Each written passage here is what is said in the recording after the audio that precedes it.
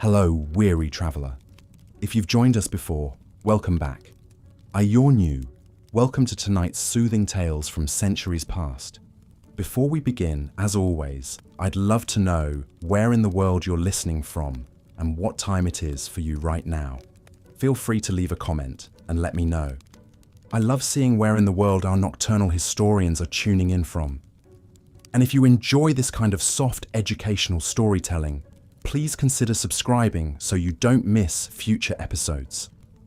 Tonight, we're going to embark on a journey back in time to one of the mightiest empires the world has ever known, the Ottoman Empire, spanning over 600 years from the 14th to early 20th centuries, and at its height stretching across 3 continents from the gates of Vienna to the Persian Gulf to North Africa. This Turkish Muslim dynasty left an indelible mark on the lands it conquered and the millions of subjects under its rule. But life was far from easy for those who called the Ottoman Empire home. From the opulent palaces of Istanbul to the arid villages of Arabia to the war-torn frontier with Europe, hardship and brutality were ever-present realities. Tonight, we'll explore the many challenges, geographic, economic, political, religious, and social, that made life a struggle for so many during this fascinating period. So get settled in, maybe with a warm cup of tea, and let your imagination wander back to a time of sultans and harems, of vast trade networks and clashing civilizations, of piety and persecution, all under the banner of the crescent and star. The Ottoman Empire first emerged in the 1300s, rising from the ashes of the once mighty Seljuk Empire in Anatolia. Founded by Osman III, after whom the empire was named, this fledgling state began as just one of many small principalities vying for power in the region.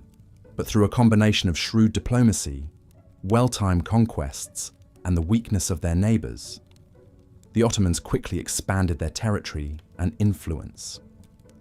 Key early victories included the Battle of Kosovo in 1389, which subjugated much of the Balkans, and the pivotal Battle of Varna in 1444, where a crusading army of Hungarian and Polish forces was decisively defeated. Yet it was the conquest of the fabled city of Constantinople in 1453 by Mehmed II that truly heralded the Ottomans' arrival as a major power. Rechristened Istanbul, the city became the capital of a flourishing empire that would dominate the Islamic world for centuries to come. At its peak in the 16th century, under the rule of Suleiman the Magnificent, the Ottoman Empire was a force to be reckoned with. A master statesman and general, Suleiman presided over the golden age of Ottoman might and prosperity. It was said that he never lost a battle. Under his reign, Ottoman armies pushed deep into Central Europe, conquering Belgrade and most of Hungary. To the east, they captured Baghdad and exercised control over the holy cities of Mecca and Medina. Ottoman naval supremacy extended across the Mediterranean as Barbary corsairs allied with the empire terrorized European shipping. The coffee household of Suleiman was legendary for its grandeur, learning, and opulence. Gifted artists and architects were commissioned to decorate the Topkapi Palace with brilliant tilework, plush carpets, ornate calligraphy, and shimmering precious stones. Exotic animals prowled the palace gardens. Hundreds of concubines and eunuchs resided in the labyrinthine harem, with the Valide Sultan, the Queen Mother, often wielding power behind the scenes. But all this splendor belied the harsh realities of daily life for the Sultan's subjects. For while Suleiman and his court enjoyed unimaginable wealth and luxury, the vast majority of people in the empire lived in grinding poverty and hardship. Perhaps the most obvious challenge for the Ottomans was the sheer size and diversity of their empire. Spanning from the Balkans to the Arabian Peninsula to the shores of North Africa, the empire encompassed a dizzying array of landscapes, climates, and peoples. Governing such far-flung lands posed immense difficulties. Communication was slow, with messengers on horseback often taking weeks or months to deliver decrees from the capital to distant provinces. travel was arduous and dangerous, whether by rutted road or storm-tossed sea. Maintaining control over unruly local rulers and tribes on the periphery was a constant battle. The empire contained an incredible diversity of terrain, from snow-capped mountains to sun-baked deserts, fertile river valleys to marshy swamps rife with malaria. Droughts, floods, earthquakes, and other natural disasters posed ever-present threats in different regions. Famines periodically ravaged areas where crops failed, leaving thousands to starve. But perhaps no burden was more universally felt than the heavy hand of the Sultan and his officials. In the Ottoman Empire, the Sultan was an absolute ruler whose word was law. Styling himself as both a temporal ruler and a spiritual leader, he demanded complete obedience from his subjects. For the common people, this often translated into oppression and exploitation. Laws were harsh and punishments severe. Petty crimes like theft could result in a hand being cut off. Apostasy and heresy were punishable by death. Taxes were high and collected mercilessly, with tax farmers squeezing peasants for every last coin. The rich were expected to give lavish gifts to curry favor with the Sultan and his officials. Those who fell out of favor could find their lands and wealth confiscated, their families enslaved or executed. Corruption was endemic, with bribes and patronage, the oil that greased the gears of imperial administration. Most subjects had little access to education or opportunity for social mobility. Women and religious minorities especially faced discrimination. Christians and Jews, while tolerated, had to pay special taxes and face certain restrictions on their rights and freedoms. Many Christian boys from the Balkans were taken from their families in a process called devshirme to serve as elite janissary soldiers or administrators forced to convert to Islam. Despite the empire's incredible wealth from trade and conquest, prosperity was far from equally shared. Glittering goods from the east, spices, silk, porcelain, gems, passed through Ottoman lands, but the profits largely flowed to the Sultan and a small mercantile class. For artisans and merchants, life was precarious. Strict guilds controlled who could produce and sell certain goods.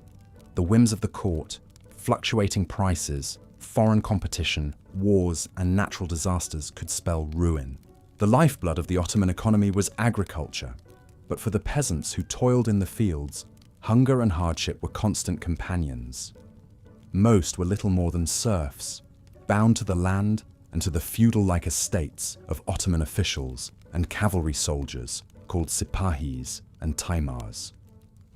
Adding to their burden were the saliane, oppressive, irregular taxes levied to pay for military campaigns. In times of crisis, extra crops and livestock might be confiscated to provision the army, leaving little for peasants' families. The Ottoman war machine was fearsome to behold, but no less fearsome was the life of those conscripted to serve in it. Soldiers were expected to show unquestioning loyalty and discipline. Training was brutal, as were conditions on campaign.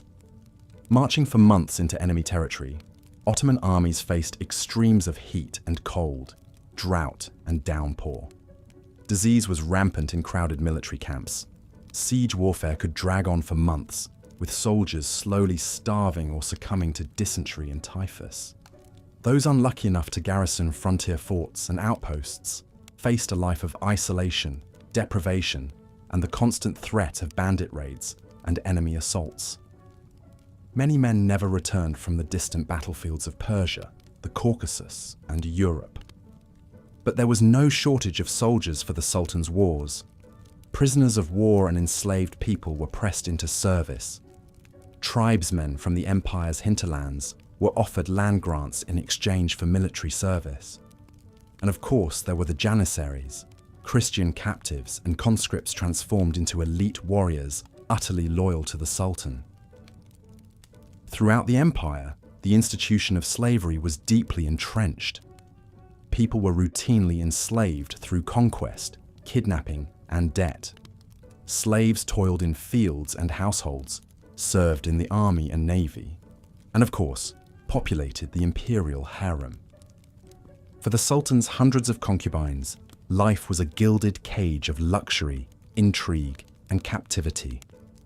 Torn from their homelands in Europe, Africa, and the Caucasus, these women schemed and seduced to win status and influence. Bearing a son, a potential heir to the throne, was their surest route to security and power. But harem life was rife with perils. Concubines that fell out of favor could be married off to minor officials or even executed. There were always new rivals to fend off as the Sultan's mother, the powerful Valid Sultan, fought to safeguard her own influence at court. The empire's many religious minorities, mostly Christians and Jews, also faced a precarious existence. While the Ottoman millet system afforded them a degree of self-governance and religious freedom, it came at a price. Non-Muslims had to pay a special jizya tax and faced certain legal restrictions. There were periodic outbreaks of anti-minority violence and oppression. Over the centuries, many Christians and Jews converted to Islam to escape discrimination and open up opportunities for advancement. For those that held fast to their faiths, pressure from the Ottoman authorities was a fact of life. Catholic and Orthodox Church hierarchies, for example, required approval from the Sultan, giving him leverage over Christian communities. The long-running rivalry between the Muslim Ottoman Empire and Christian Europe only added to the religious tensions within the empire. The Ottomans saw themselves as the rightful leaders of the Muslim world and the defenders of Islam against infidel invaders. Conquering Constantinople, the capital of Eastern Christendom, was a crowning symbolic victory. Wars with the Holy League, the Habsburg monarchy, and Imperial Russia were painted as jihads to protect Muslim lands from Crusader aggression. Of course, despite their religious justification, these perennial conflicts only added to the hardships facing the Sultan's subjects, Muslim and non-Muslim alike. The cost in blood and treasure was immense. Nowhere was this more apparent than on the empire's frontiers. Border regions like the Balkans were racked by constant raids, massacres, and scorched earth tactics by both sides.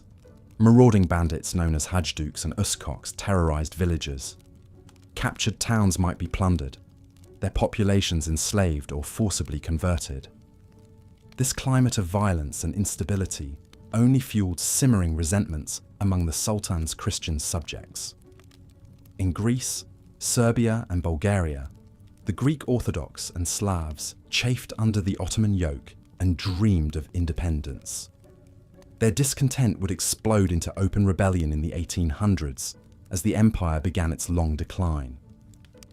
But in the 16th century, the Ottoman state was still at the apex of its wealth and power, with successive sultans presiding over an age of conquest and expansion. Selim the Grim pushed further into Persia and the Arabian Peninsula. His son Suleiman the Magnificent conquered Belgrade and Rhodes and laid siege to Vienna. Yet with each passing decade, the cracks in the Ottoman edifice grew deeper. Economic stagnation set in as the empire fell behind Europe in technology and commerce. Once lucrative trade routes were disrupted by new competitors like the Portuguese and Dutch. At the same time, the costs of maintaining a sprawling multi-ethnic empire were mounting. Supplying far-flung armies became a logistical nightmare. Unrest was brewing in the provinces. The rapid turnover of sultans, some ascending to the throne as mere children, left the empire with a string of incompetent rulers. By the 19th century, the Ottoman state was but a shadow of its former might, racked by debt, corruption, separatist revolts, and encroachment by foreign powers eager to carve off pieces of its territory. The government was forced to give humiliating concessions to European states. For the empire's beleaguered subjects, these were times of tremendous hardship and upheaval. Military defeats to Russia in the Crimean War and to breakaway Balkan states sapped morale and resources. The centuries-old millet system was breaking down. Massacres of Christian minorities, like the Bulgarians and Armenians, shocked the conscience of Europe. Efforts at modernization and reform, while ambitious, only seemed to accelerate the empire's disintegration as the forces of nationalism swept across Ottoman lands. Non-Turkish ethnic groups agitated for autonomy or outright independence. The outbreak of World War I and the Ottoman Empire's fateful decision to align with the Central Powers ultimately sealed its fate. After 4 long years of bloodshed, the war ended in total defeat for the Ottomans. The once mighty Sultanate was soon carved up by the victorious Allies. The Turkish-speaking rump was reconstituted as the Republic of Turkey in 1923, bringing an end to 600 years of Ottoman rule. The legacy of the Ottoman Empire continues to shape the Middle East, North Africa, and Southeastern Europe to this day. Its impact on the Islamic world is hard to overstate, with centuries as the seat of the Caliphate and the protector of the holy cities of Mecca and Medina. But its is also a cautionary tale of the challenges and human toll of sustaining a diverse, far-flung empire across a tumultuous swath of the earth. For the millions of nameless subjects who eked out an existence in its villages and towns, life under the Ottoman Crescent was defined by hardship, oppression, and near-constant upheaval. Yet even in the face of tremendous adversity, the peoples of the Ottoman realms built vibrant cultures and lifeways that endured for centuries.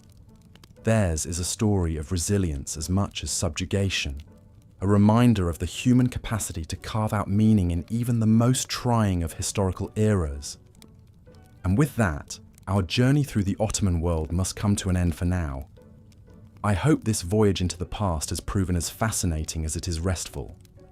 There are so many more stories to tell about this remarkable empire and its long, momentous history. Until next time, I wish you the most pleasant of dreams.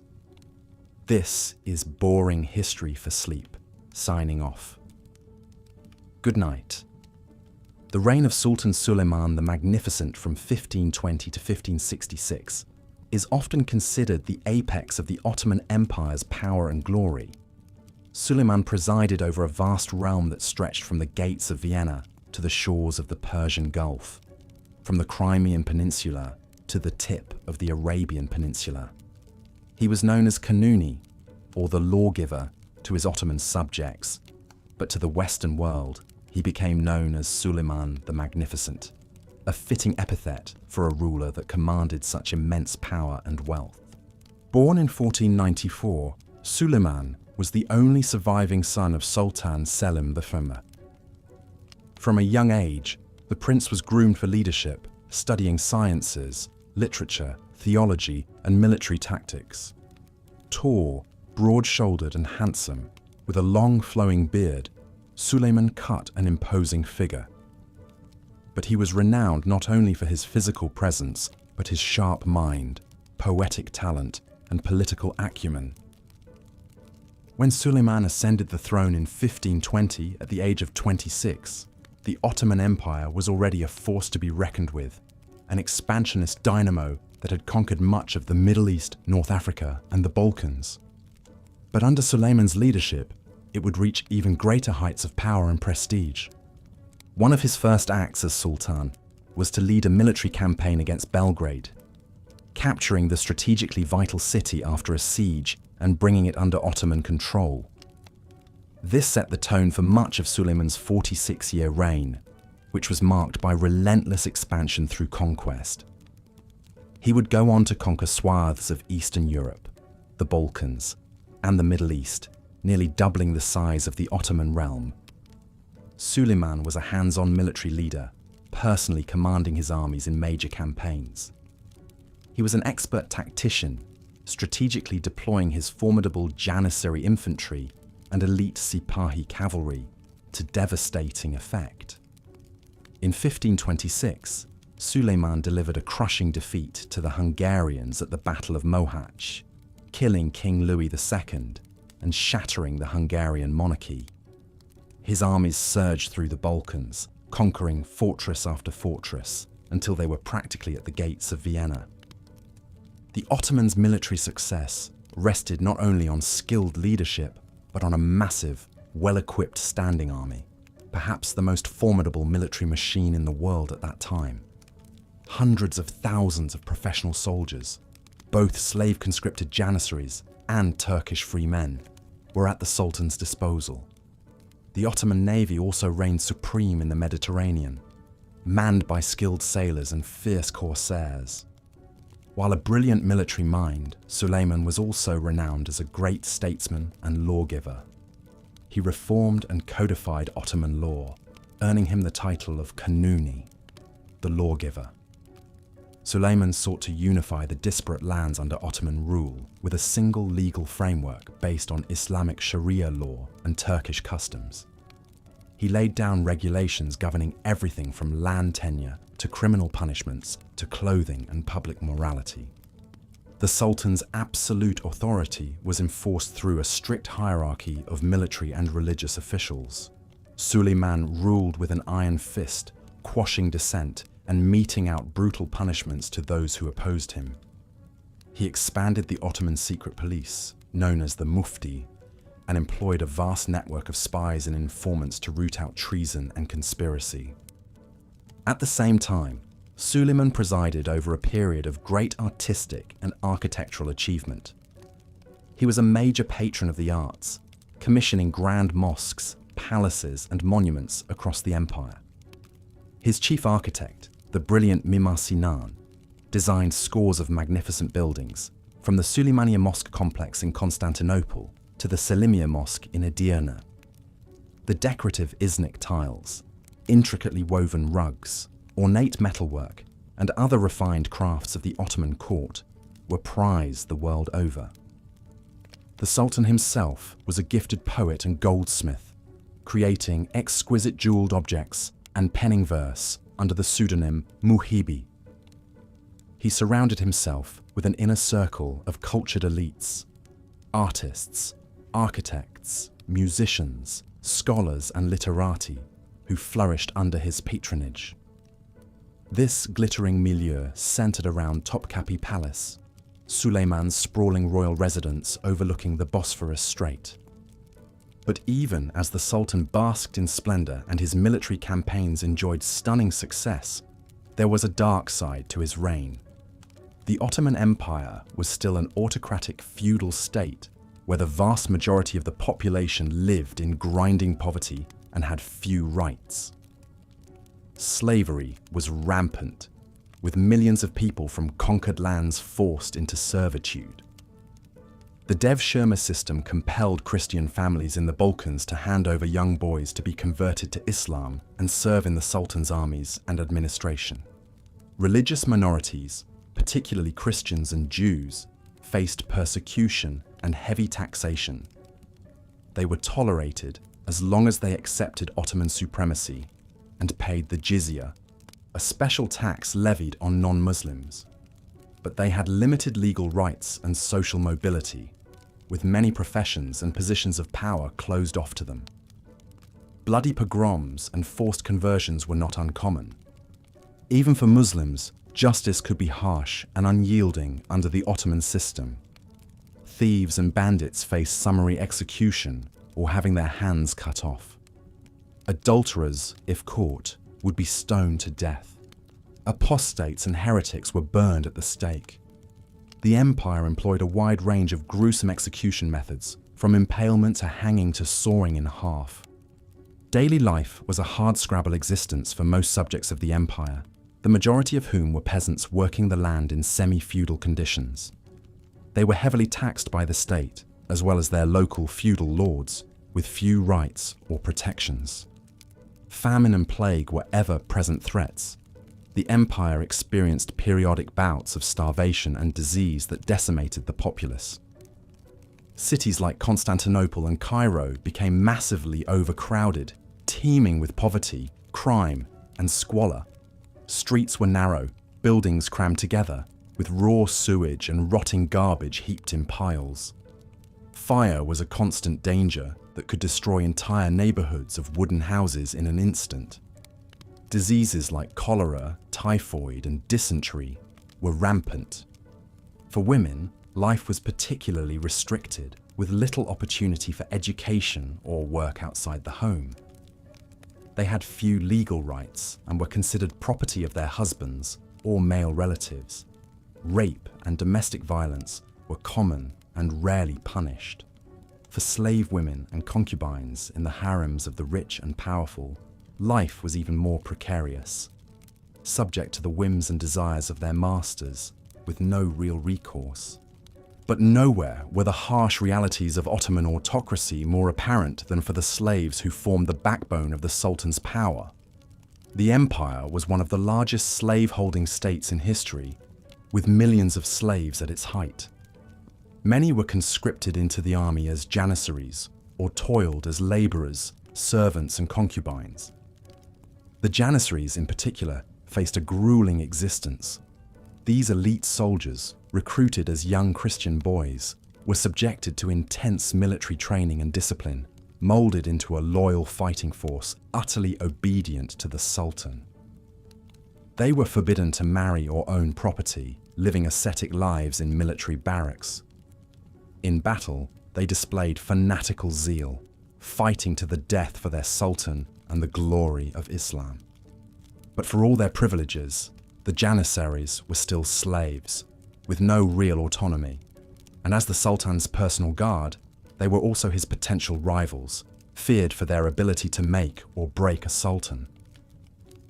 Over the centuries, the janissaries would become a powerful political force, rising up in mutinies and palace coups when they felt their interests were threatened.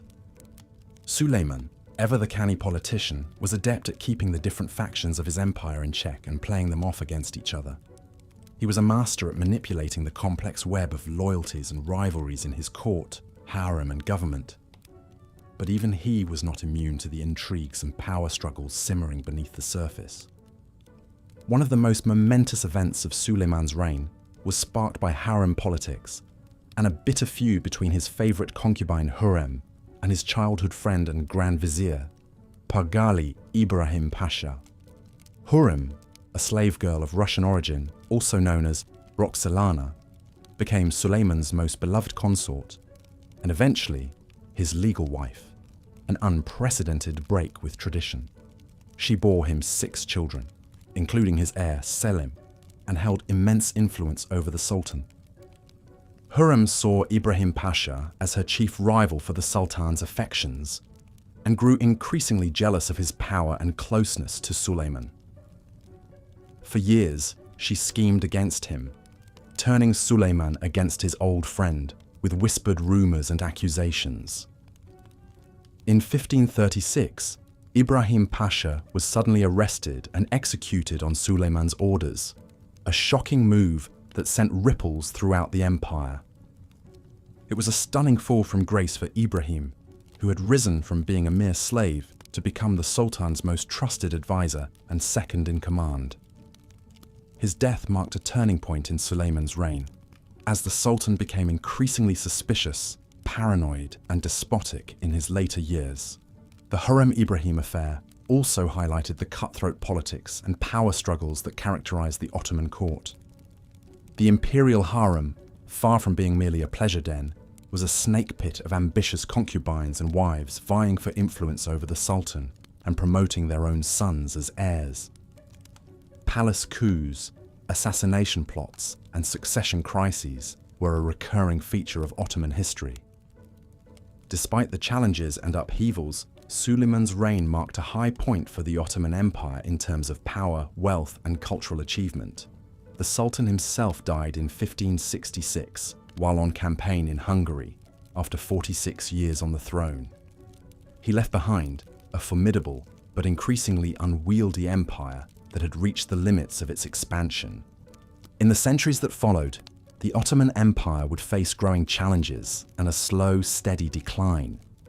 Weak and ineffectual sultans, economic stagnation, military setbacks, separatist movements, and the rise of European powers all took their toll. By the 19th century, the empire was the sick man of Europe, burdened by debt, corruption, and a failure to modernize. The Ottomans finally met their end in the upheaval of World War I, when they chose the losing side by aligning with the Central Powers. After the war, victorious Allied forces dissolved the empire and partitioned its territory, ending over 600 years of Ottoman rule. The Republic of Turkey emerged as a successor state, while former Ottoman lands became new nations or colonial possessions. But the legacy of the Ottoman Empire would endure long after its demise. Its impact can still be seen today in the culture, cuisine, architecture, and political borders of the Middle East, Eastern Europe, and North Africa. And in Turkey, the Ottomans remain a potent source of national identity and pride, with their history and achievements celebrated and mythologized. For centuries, the Ottoman Empire was one of the most powerful and influential states in the world, an Islamic superpower that shaped the course of history. But for the millions of ordinary people who lived under its rule, life was often a harsh, unforgiving struggle marked by poverty, disease, warfare, and persecution. The Ottoman centuries were a time of both grandeur and grit, achievement and atrocity that left an indelible mark on the world we know today. Life as an ordinary subject in the vast Ottoman Empire was often a daily struggle for survival. While sultans and the ruling class enjoyed opulent lifestyles in lavish palaces, the majority of the population endured hardships and challenges that made existence difficult and precarious. One of the greatest trials for Ottoman subjects was widespread poverty and destitution, particularly among the peasantry and lower classes in both urban and rural areas. Most commoners lived a meagre hand-to-mouth subsistence, toiling long hours as farmers, labourers and servants, just to eke out enough to feed their families. In the empire's overcrowded cities, the impoverished masses huddled in squalid, cramped housing rife with filth and disease. Sanitation was poor and access to clean water limited, allowing outbreaks of plague, cholera and other infectious epidemics to regularly sweep through the poorer quarters, claiming untold lives. The close quarters and unsanitary conditions also bred crime, vice, and social ills. Medical care was rudimentary at best, with most people relying on folk remedies, prayers, and superstitions rather than doctors. Malnutrition and famine were also regular threats, as many regions of the empire suffered from drought, crop failures, and food shortages. A bad harvest could mean thousands starved, and whole villages were left abandoned. For the peasantry in the countryside, life revolved around difficult agricultural labour from dawn till dusk. Most were tenant farmers, working small plots of land owned by feudal-like Sipahi cavalry lords. Much of what they produced went to paying heavy taxes and tributes to their local Sipahi and the imperial government. Punishing levies on harvests left little for a farming family to sustain themselves. Peasants also faced the harshness of the local climate and terrain in different regions, from the baking deserts of Iraq and Arabia to the rugged mountains of Anatolia and the Balkans. Droughts, flash floods, storms, extreme temperatures and natural disasters could wipe out crops, livestock and villages. Lawlessness and banditry also plagued rural areas far from the centres of imperial authority. Whether in the city or country, the Sultan's subjects had few rights and little recourse against the whims of their rulers. The Ottoman Sultan wielded absolute power over the lives of those in his domain. He governed as a divinely ordained autocrat whose decrees could not be challenged. Any perceived disloyalty or disobedience was dealt with harshly. The Sultan maintained power and control over his sprawling empire with strict laws and brutal punishments. An extensive network of spies and informants kept watch for signs of sedition or rebellion. The slightest infraction could result in draconian sentences carried out by imperial soldiers and lawmen. Theft was punished by having the offender's hands cut off. Slander against the Sultan or government could get one's tongue cut out. Adulterers were stoned to death in public squares. Rebels, apostates, and traitors were hung, beheaded, or thrown off cliffs. More serious crimes could warrant fiendishly cruel deaths, like impalement on stakes. Imperial justice was arbitrary and unevenly applied. The complicated hierarchy of Ottoman courts and laws, Islamic Sharia, imperial Kanun decrees, and local Urfi customary rules allowed corruption to flourish. Innocent commoners often found themselves at the mercy of greedy cadis, judges, and ruthless jailers who extracted bribes for favourable rulings or simply to avoid languishing in squalid, nightmarish dungeons. The empire's many minority groups, Greeks, Armenians, Jews, and others, faced added layers of discrimination, persecution, and oppressive taxation. As non-Muslims, they held second-class status with strict restrictions on their rights, religious practices, professions, and interactions with the Muslim majority. The threat of mob violence and blood libel always lurked should anti-minority sentiments be inflamed. Slave labour was extensive throughout the empire, and the sufferings of the enslaved were manifold. Slaves toiled in industrial workshops, served the imperial army, rowed galley ships, and did domestic work in the grand households. Slaves had no control over their fates and were wholly at the mercy of their masters. At the very bottom of society were serfs, essentially slaves tied to the land they worked rather than directly owned as property. In the Arab regions, they were the fellahin, landless peasants who worked the fields and estates. Their lives were a cycle of drudgery, poverty, and exploitation with no means of escape. Artisans and merchants comprised much of the small middle class in Ottoman society, but they too faced challenges and impositions. Craft guilds strictly controlled who could engage in certain trades and industries, limiting economic and social mobility. The government also levied burdensome taxes on commercial activities that stifled free enterprise. The dangerous trade routes that connected far-flung parts of the empire also impacted the common people caught up in the flow of commerce. Nomadic tribes in the Levant faced displacement and conflict as the Silk Road trade network shifted.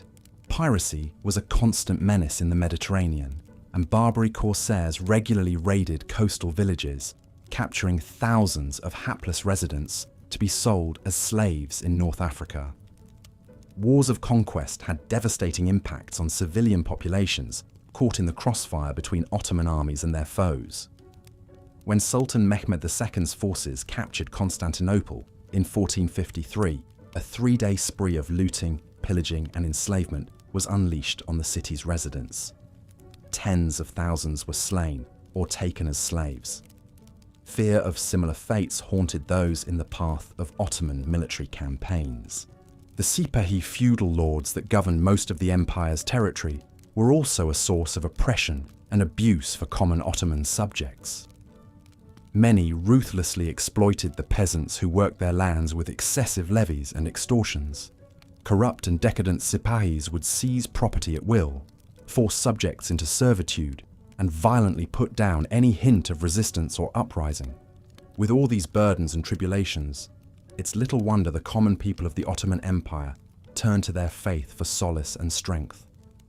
Islam was a source of resilience and transcendence in the face of worldly sorrows. The call to prayer from minarets 5 times a day structured the rhythms of life and reminded the faithful that Allah's mercy was infinite even if the Sultan's justice was cruel.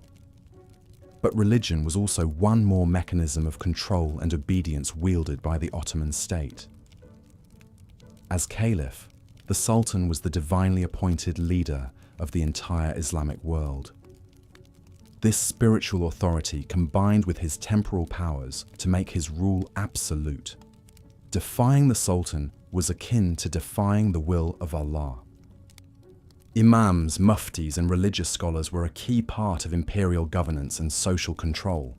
Islam provided the basis for laws, moral codes, and cultural norms. Religious orthodoxy was harshly enforced, and any deviation stamped out. Apostasy was punishable by death.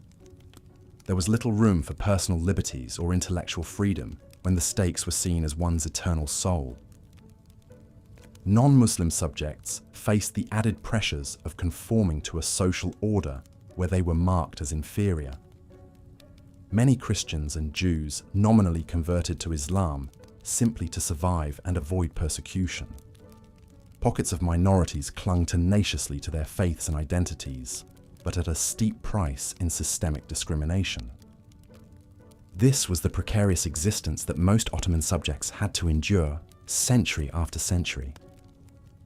Brief periods of reform and enlightened rulers offered glimmers of hope and easier times, but the empire's foundations remained the absolute authority of the sultan, an entrenched feudal hierarchy and relentless extraction of resources from the populace.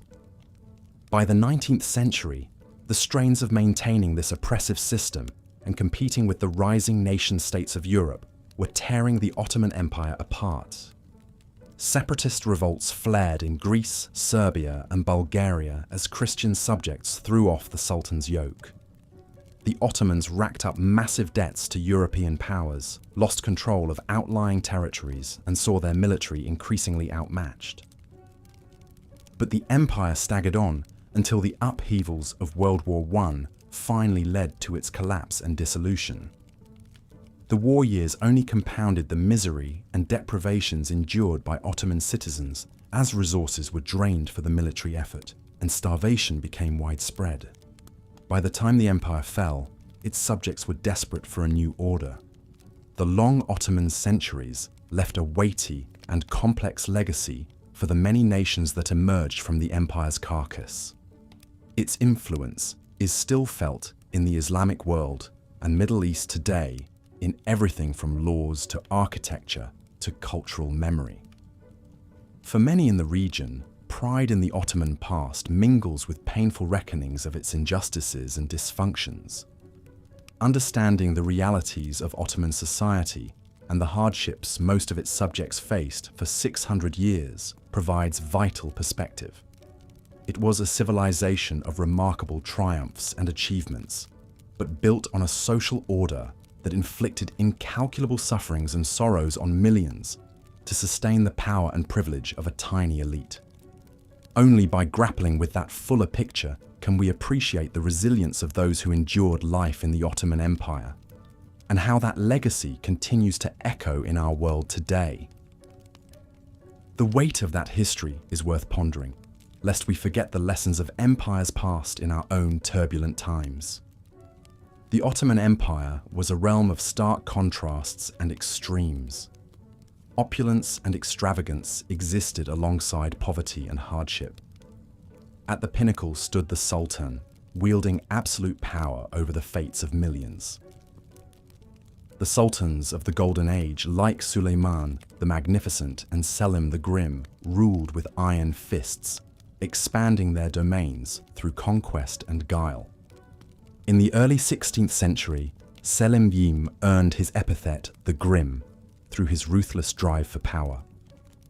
Not content to rule a mighty empire, Selim had loftier ambitions: to rule the entire Islamic world as caliph. Upon taking the throne in 1512, he immediately set his sights on the Mamluk Sultanate of Egypt, the previous seat of the caliphate. Selim launched a lightning campaign, his elite janissaries and superior artillery crushing the Mamluk armies. In the span of just a year, Selim had conquered Egypt and Syria, claiming the mantle of caliph for himself and the Ottomans. Selim then turned eastward, determined to bring the Safavid Empire of Persia to heel. The Safavids were the champions of Shia Islam, rivals and apostates in the eyes of the Orthodox Sunni Ottomans. In 1514, Selim's army met the Safavids near Chaldiran in northwest Iran. Clad in silks and mounted atop his steed, Selim personally led the charge, smashing into the Safavid lines. It was a brutal melee of scimitars and spears, but Ottoman gunpowder and discipline won the day.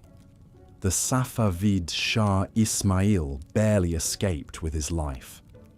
In the span of just 8 years, Selim had nearly doubled the size of the Ottoman Empire, earning the begrudging respect of friends and foes alike. The captured Safavid capital of Tabriz housed a grisly trophy from Selim's campaigns, a a tower built of the skulls of conquered enemies. Yet, for all his martial prowess, Selim lacked his son Suleiman's statesmanship and longevity. In 1520, Selim I died, leaving his son a sprawling empire to rule. Suleiman would prove more than up to the challenge, shepherding the empire to the zenith of its power and splendor.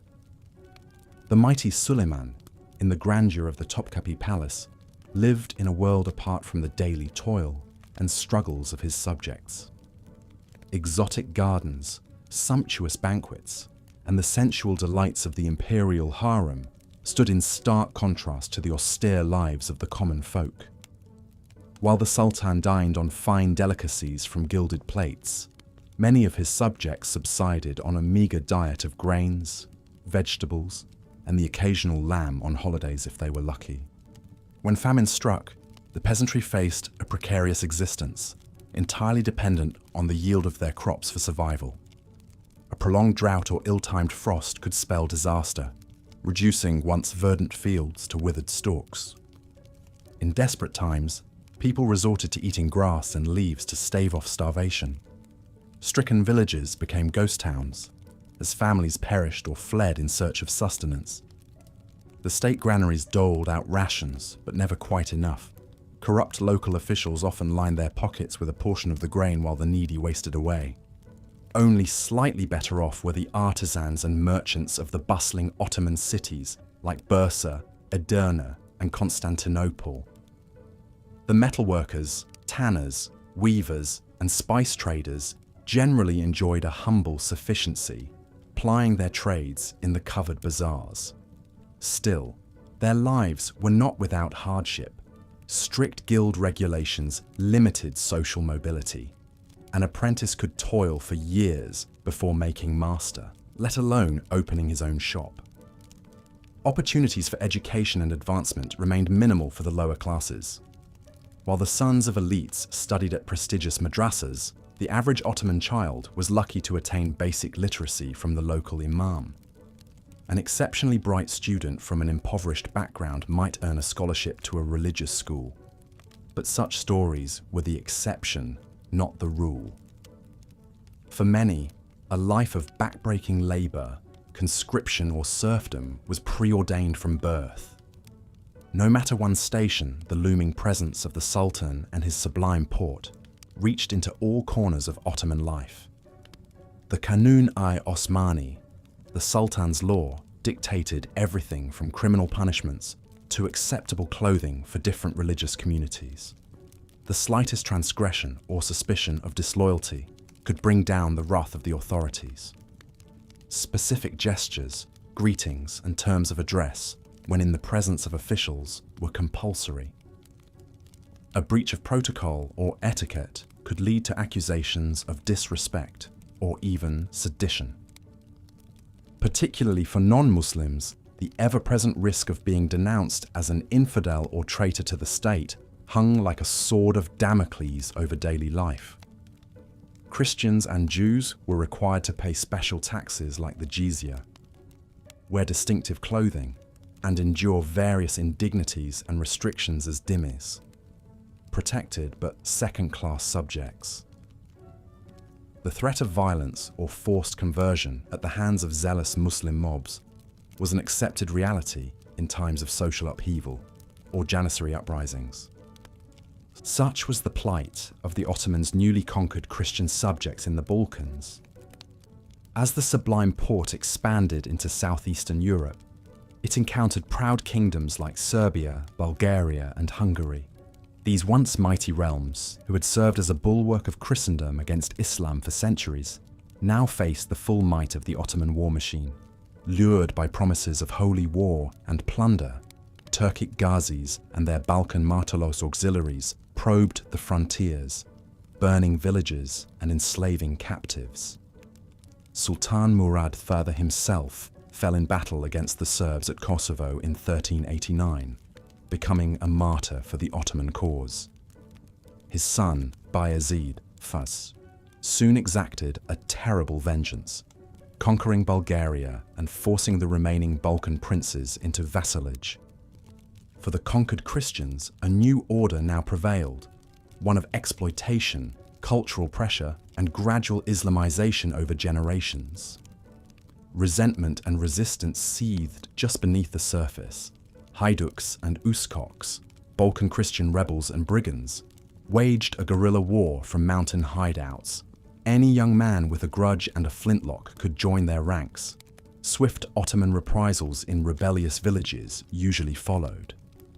It was said that some remote hamlets housed more widows than wives. Most infamous and feared was the child levy, the dev shirme. Every few years, Ottoman soldiers would descend upon terrified Balkan villages. All able-bodied Christian boys were assembled for inspection. The healthiest, smartest, and most handsome were wrested from their families to be impressed into the sultan's service as janissaries, bureaucrats, or pages. It was considered a blood tax, one more onerous than any amount of gold. Tens of thousands of Balkan boys, raised in the Christian faith, were marched off to the Ottoman court. There they were circumcised, converted to Islam, and subjected to a grueling regimen of military training and indoctrination. Forbidden from marrying or growing beards, these slaves of the porter were molded into loyal soldiers and servants of the Sultan. Most janissaries were fated to a life of hardship and discipline on the empire's frontiers, while a select few rose to become generals or statesmen. Some served the sultans so well that they earned the ultimate reward for a slave: freedom and a land grant to establish their own fiefdom.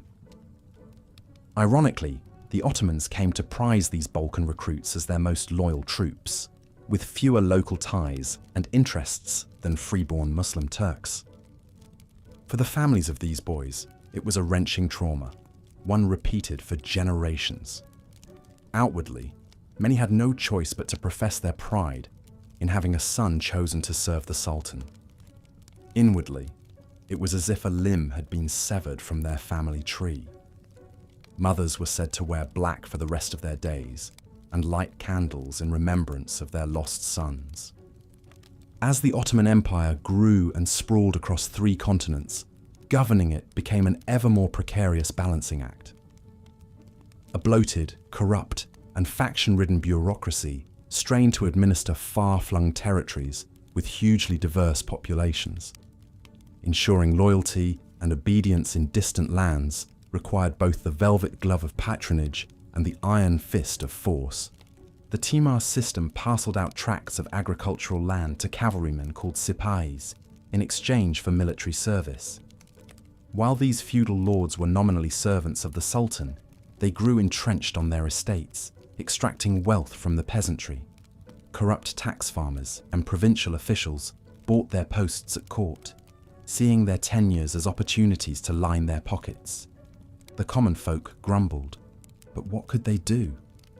"The Sultan is far, and God is high," went the weary saying.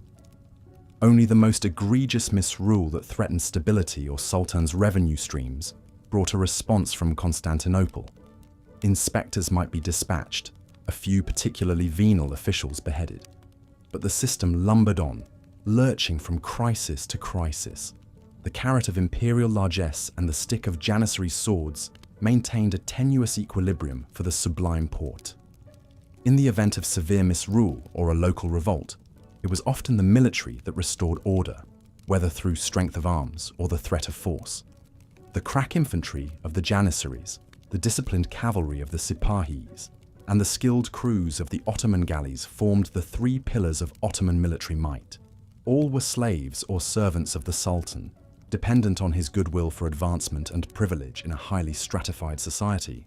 Such a massive standing army was both the Ottomans' greatest strength and a liability.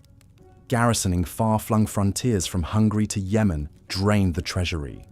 Lengthy campaigns against Persia or the Holy Roman Empire could leave the heartland dangerously exposed. And the janissaries or sipahis, when not occupied with foreign wars, posed a potential danger to the Sultan himself. More than one sultan fell victim to a palace coup or janissary revolt when the military felt its privileges were threatened. Selim III was infamously deposed, imprisoned, and murdered in 1808 after attempting military reforms unpopular with the janissary corps. The Ottoman military was as much a restive pressure group as a tool of the sultan's will. Within the imperial frontiers, the population was divided into two broad classes: the askari or military class and the re'aya, the civilian tax-paying subjects. The askari consisted of janissaries, sipahis, judges, bureaucrats, and religious scholars, a kind of military administrative aristocracy. Fiercely proud of their status, these men wore elaborate, colourful uniforms with billowing silk pantaloons, towering turbans wrapped around conical hats, and curved scimitars at their waists. The askari were not just military men, but also cultured scholars, poets, and artists. Many were graduates of the palace school, where they received a classical education in literature, mathematics, theology, and courtly arts like calligraphy and music. Some janissary garrisons patronized their own poets and storytellers to recite epics around the campfire. It was not unusual for a battle-hardened janissary officer to pen a delicate love sonnet in the Persian style. In contrast to the askari, the re'aya were a vast, diverse mass: farmers, herders, artisans, merchants, labourers. Nominally, the sultan's protected flock, the re'aya were in practice often subject to exploitation and arbitrary abuse by their masters. The askari saw them as a sea of interchangeable faces, valuable insofar as they filled the state coffers and granaries. The lot of the common folk was especially precarious along the empire's frontiers and borderlands. In wartime, a peasant family might see their crops burned, livestock slaughtered, and youths carried off by enemy raiders. In peacetime, the exactions of their own military lords could be nearly as devastating. Foraging armies of janissaries or sipahis could strip a village of food, fodder, and youths as they passed through. "Curses on the Sultan's war and the Sultan's peace," the peasants muttered. And yet, for all their hardship, the Ottoman common folk could still take some modest pride in being part of a magnificent Islamic empire, one of the greatest states the world had ever seen. The Ottoman Balkans were a lush, fertile land, yielding bountiful harvests of fruits, vegetables, and cereal crops. The empire's cities were architectural and commercial marvels: the spice bazaars of Constantinople, the silk markets of Bursa, the grand mosques of Edirne. Even the humblest re'aya could bask in some reflected glory on holy days, when the grandees and their glittering entourages would parade through the streets, showering the crowd with coin and sweets. For a moment, they could forget their toil and enjoy the spectacle of Ottoman pageantry in all its splendor. And so, the Ottoman Empire endured for centuries, a complex tapestry of peoples, faiths, and lifeways sprawling across Eurasia and North Africa. Generations of sultans, viziers, ghazis, and re'aya played their parts, lived and died, were woven into the rich and bloody fabric of Ottoman history. Ultimately, the Sublime Porte would face challenges that even Suleiman the Magnificent could not have foreseen: a rising Russian Empire, a surge of Balkan nationalism, the spread of revolutionary fervour, and a Europe rapidly outpacing the Ottomans in military and industrial might. But those are tales for another time, insha'Allah. For now, ponder the lives of those untold millions who called the Ottoman lands home over the centuries, from Sudan to the Danube, from Mecca to the Maghreb. Understand that their joys and sorrows, struggles and triumphs were not so different from our own. And remember that no matter how mighty the state, in the end, all are but humble servants before the judgment of Allah. Thus ends our journey through the Ottoman centuries. Salam alaikum. May peace be upon you, and may your dreams be sweet this night. The Ottoman Empire's centuries-long reign was marked by both grandeur and grit, progress and pain. For the Sultan and elites, life was often opulent and extravagant, but for the vast majority of Ottoman subjects, From Anatolia to Arabia to the Balkans, daily existence was a constant struggle filled with poverty, hardship, and precarity. The sprawling size of the empire itself created immense challenges. Governing such far-flung lands, from the Danube to the Nile to the Euphrates, was a monumental task in an age before modern communication and transportation. Messages from the imperial capital of Constantinople could take weeks or even months to reach distant provinces. Maintaining order and loyalty in the further reaches of the realm was a perennial difficulty. The empire encompassed staggeringly diverse geography and climates as well. Frigid winters in the Balkan mountains, searing heat in the Arabian deserts, harsh winds on the Anatolian steppe. Droughts and famines frequently ravaged different regions, adding to the suffering of the local populations. Travel through this vast domain was an arduous affair in the days of camel caravans and sailing ships.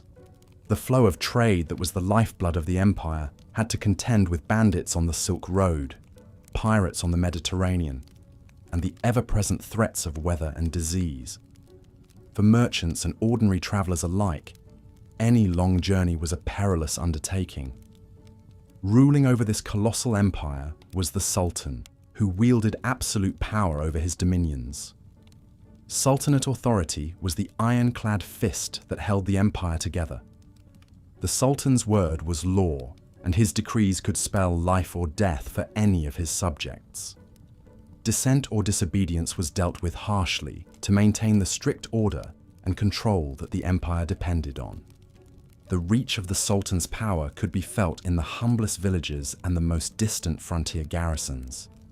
Imperial firmans, or decrees, regulated everything from religious practices to trade tariffs to criminal punishments.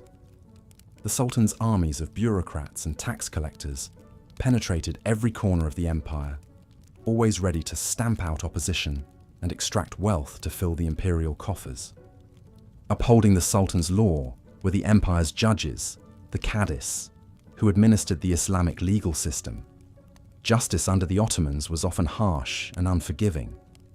Transgressions like theft and adultery could be punished by flogging, amputation, or even death by stoning. The wheels of Ottoman justice turned slowly, but when they did, the results were usually brutal. Non-Muslims, which made up a significant portion of the empire's population, faced particularly intense discrimination.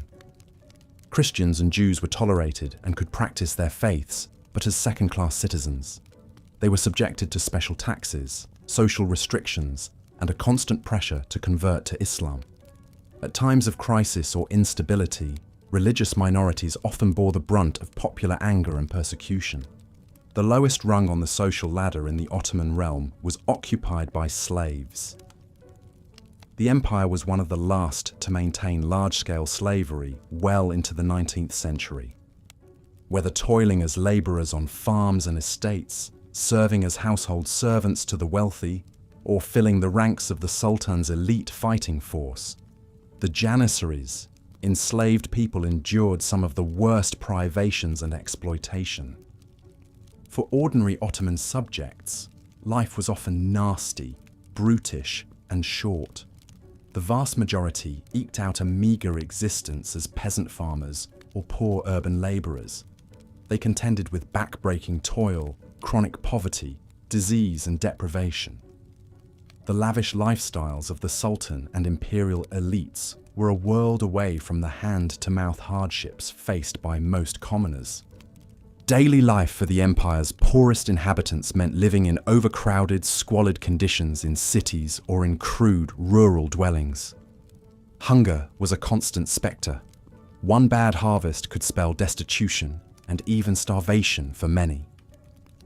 Access to education and opportunities for social advancement were extremely limited for the lower classes. Yet even for those not at the very bottom of the heap, life was still a precarious proposition. Merchants and artisans might enjoy a slightly higher standard of living, but they still had to navigate a thicket of imperial regulations, tolls, and taxes. The powerful trade guilds, strictly controlled who could enter certain professions.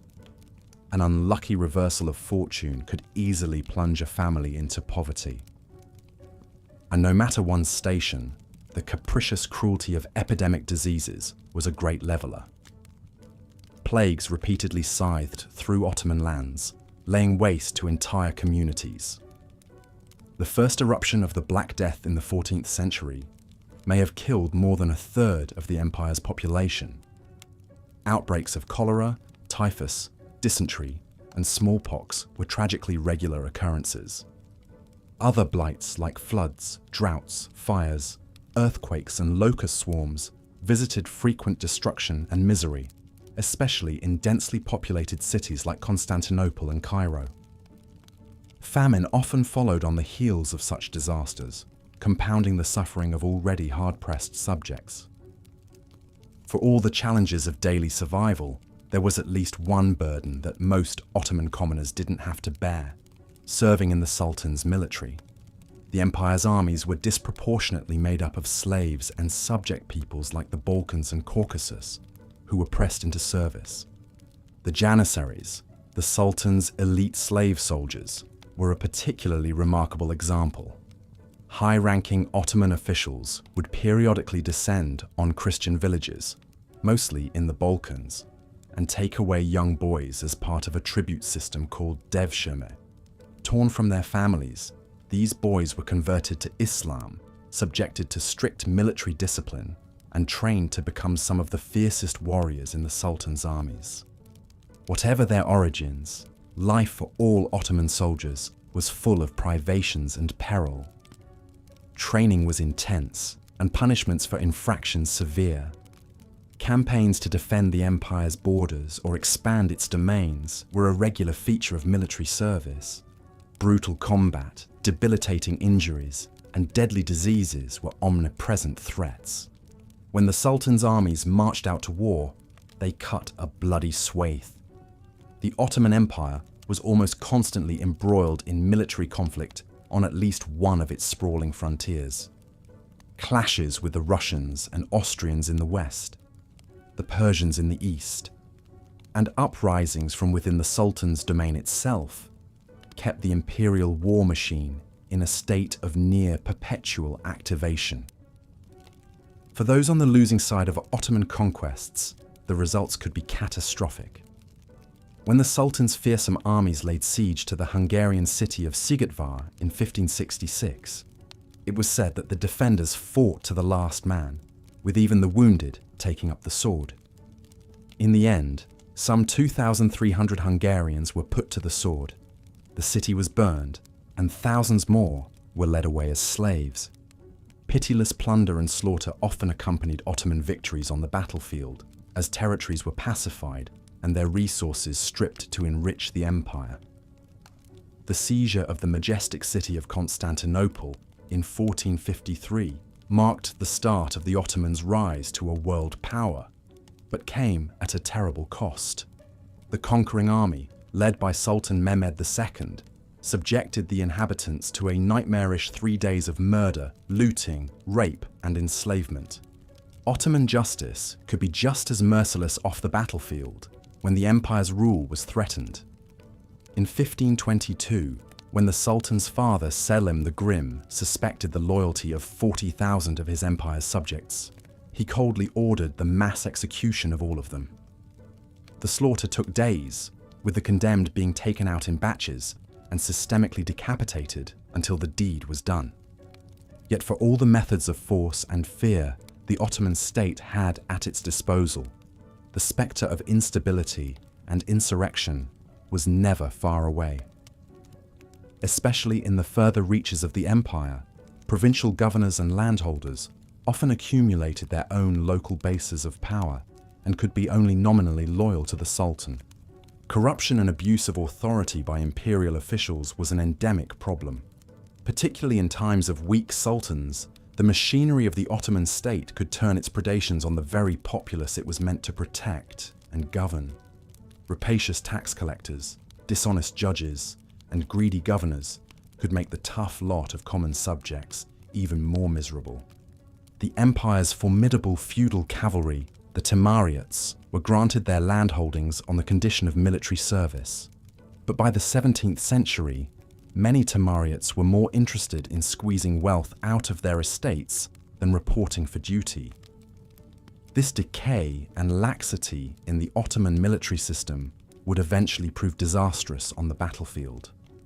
Indeed, as the long 19th century unfolded, the once unbeatable Ottoman armies found themselves increasingly outmatched and outgunned by Western foes. Attempts by reformist sultans to modernize the sclerotic and corrupt state apparatus achieved only limited success. The Ottoman Empire entered a long, painful period of decline and retrenchment from which it would never recover.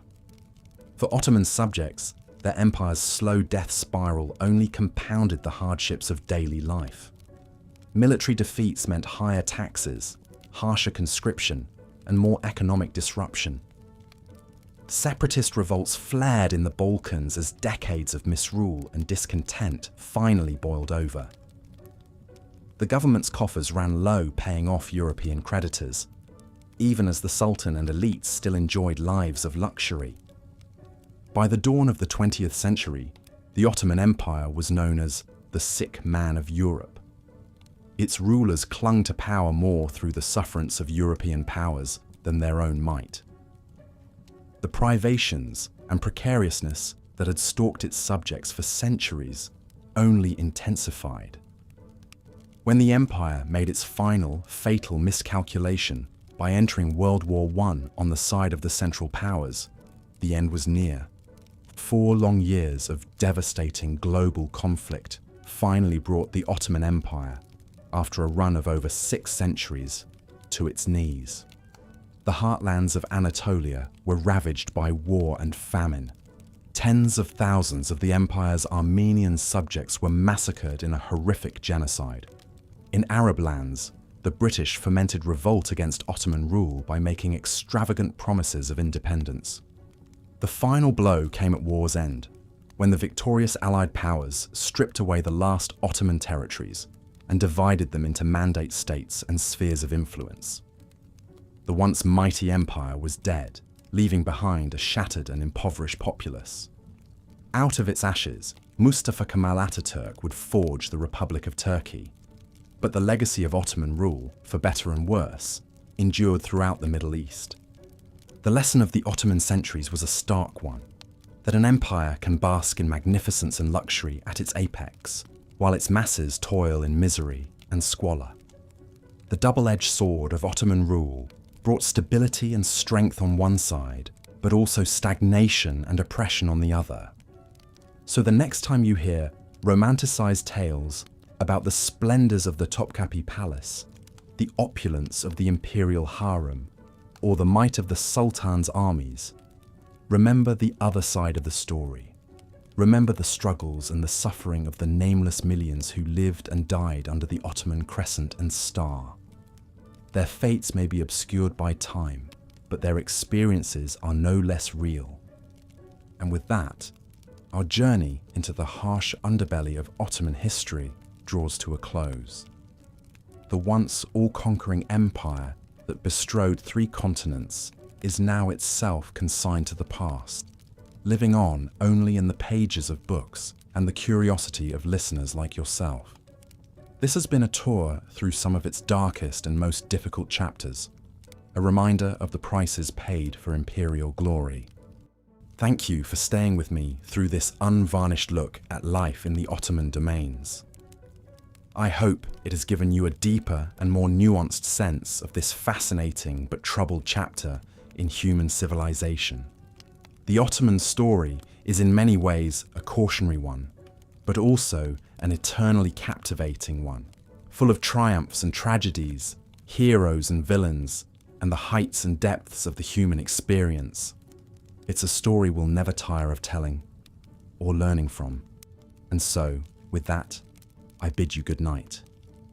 May your dreams be filled not with the cares and woes of Ottoman subjects, but with the comfort and safety of your own familiar surroundings. Until next time, this is your humble history guide, signing off. As the 16th century dawned, The Ottoman Empire was a force to be reckoned with. Straddling 3 continents and encompassing a vast array of peoples, religions, and cultures, it was a true superpower of its time. But for the millions living under the Sultan's rule, life was often a brutal and unforgiving struggle. Imagine for a moment the sheer scale of this empire at its zenith. From the bustling markets of Constantinople to the dusty caravan routes of Arabia, from the rugged peaks of the Balkans to the sun-baked shores of North Africa, the Ottoman dominion stretched as far as the eye could see. An intricate patchwork of territories and provinces, each with its own unique character, yet all bound together under the iron fist of the Sultan. Governing such a sprawling realm was no easy feat. Communication was slow and arduous in an age before modern technology. Messengers on horseback would gallop across the empire delivering decrees and dispatches, while news from distant corners could take months to reach the capital. Keeping a finger on the pulse of such a vast territory was a constant challenge for the Sultan and his ministers. The land itself could be harsh and unforgiving. Much of the empire lay in regions prone to droughts, famines, and natural disasters. In the arid wastes of Arabia, searing heat and lack of water made life a daily battle for survival. The rugged terrain of Anatolia and the Balkans, with its steep mountain passes and deep river gorges, posed its own obstacles to travel and commerce. When the rains failed or the snows came early, whole villages could find themselves teetering on the brink of starvation. But it wasn't just the land that made life difficult. The Sultan ruled his empire with an iron hand, demanding absolute obedience from his subjects. Dissent was rarely tolerated and swiftly crushed. The Ottoman legal system was notorious for its brutality, with harsh punishments meted out for even minor crimes. Thieves could expect to lose a hand, adulterers faced public stoning, and those who dared to question the authority of the Sultan or the teachings of Islam could find themselves on the executioner's block. For the average peasant or labourer, life was a constant struggle against poverty, disease, and exploitation. The vast majority eked out a meagre living as farmers, herders, or craftsmen, toiling from dawn to dusk just to keep food on the table. They lived in cramped, unsanitary dwellings, often little more than mud huts or ramshackle tenements, where disease ran rampant and infant mortality was appallingly high. The cities, for all their bustle and grandeur, could be just as unforgiving. The narrow, winding streets were often choked with filth and sewage, breeding grounds for all manner of pestilence. The poor huddled in overcrowded slums, packed cheek by jowl in a sea of humanity, while the wealthy retreated behind the high walls of their mansions and palaces. For the destitute and the outcast, life was a daily battle for survival on the margins of society. But even for those lucky enough to be born into privilege, life in the Ottoman Empire was far from easy. The ruling class was rife with intrigue and power struggles, as rival factions vied for influence over the Sultan and his court. In the secluded world of the imperial harem, the Sultan's wives and concubines schemed and plotted against one another, each hoping to bear the heir that would secure their place in the palace hierarchy. Perhaps no figure loomed larger in this world of shadows and secrets than the Valide Sultan, the mother of the reigning Sultan. She wielded immense power behind the scenes, using her influence to shape the course of the empire and eliminate any threats to her son's rule. The eunuchs who guarded the harem were also key players in this Game of Thrones, privy to the most intimate secrets of the royal family, and often acting as go-betweens in the constant power plays and intrigues. But even the mighty could fall in this cutthroat world. Sultans who failed to live up to the demands of their office could find themselves deposed or even murdered, while those who dared to challenge the established order could face the wrath of the janissaries, the empire's elite infantry corps. These warrior slaves, recruited as boys from Christian families in the Balkans and raised to be fanatically loyal to the Sultan, were both the backbone of the Ottoman military and a constant threat to the stability of the state. As the centuries passed and the empire began to slowly decline, life for the average Ottoman subject only became harder. The once mighty army, the terror of Europe, found itself increasingly outpaced by the rising powers of the West with their superior technology and tactics. Corruption and decadence ate away at the foundations of the state, as officials lined their pockets and the sultans retreated into a world of opulence and excess. In the far-flung corners of the empire, separatist movements began to gain steam as long-oppressed peoples chafed under the yoke of Ottoman rule. In the Balkans, Serbian and Greek rebels took up arms against their Turkish overlords, while in the Arab lands, dreams of independence and self-determination began to stir. The once unassailable edifice of the Ottoman Empire was starting to crumble. For the millions of ordinary people caught up in this slow-motion collapse, life became an increasingly desperate struggle. Famines and economic crises swept the land, leaving whole regions destitute and starving. Disease ran rampant as the empire's overtaxed infrastructure buckled under the strain. In the cities, overcrowding and poverty fueled social unrest and crime, while in the countryside, bandits and highwaymen preyed on the weak and the helpless. Through it all, the spectre of war loomed large over the empire. As the 19th century drew to a close, the Ottoman armies found themselves increasingly hard-pressed to defend the empire's far-flung borders against the rising tide of nationalism and the predations of the great powers. In the Balkans, in North Africa, in the Caucasus and the Arab lands, the empire fought a desperate rearguard action, trying in vain to hold back the forces of change. But in the end, the Ottoman Empire's long slide into oblivion could not be stopped. The final blow came with the First World War, as the empire found itself on the losing side of the conflict.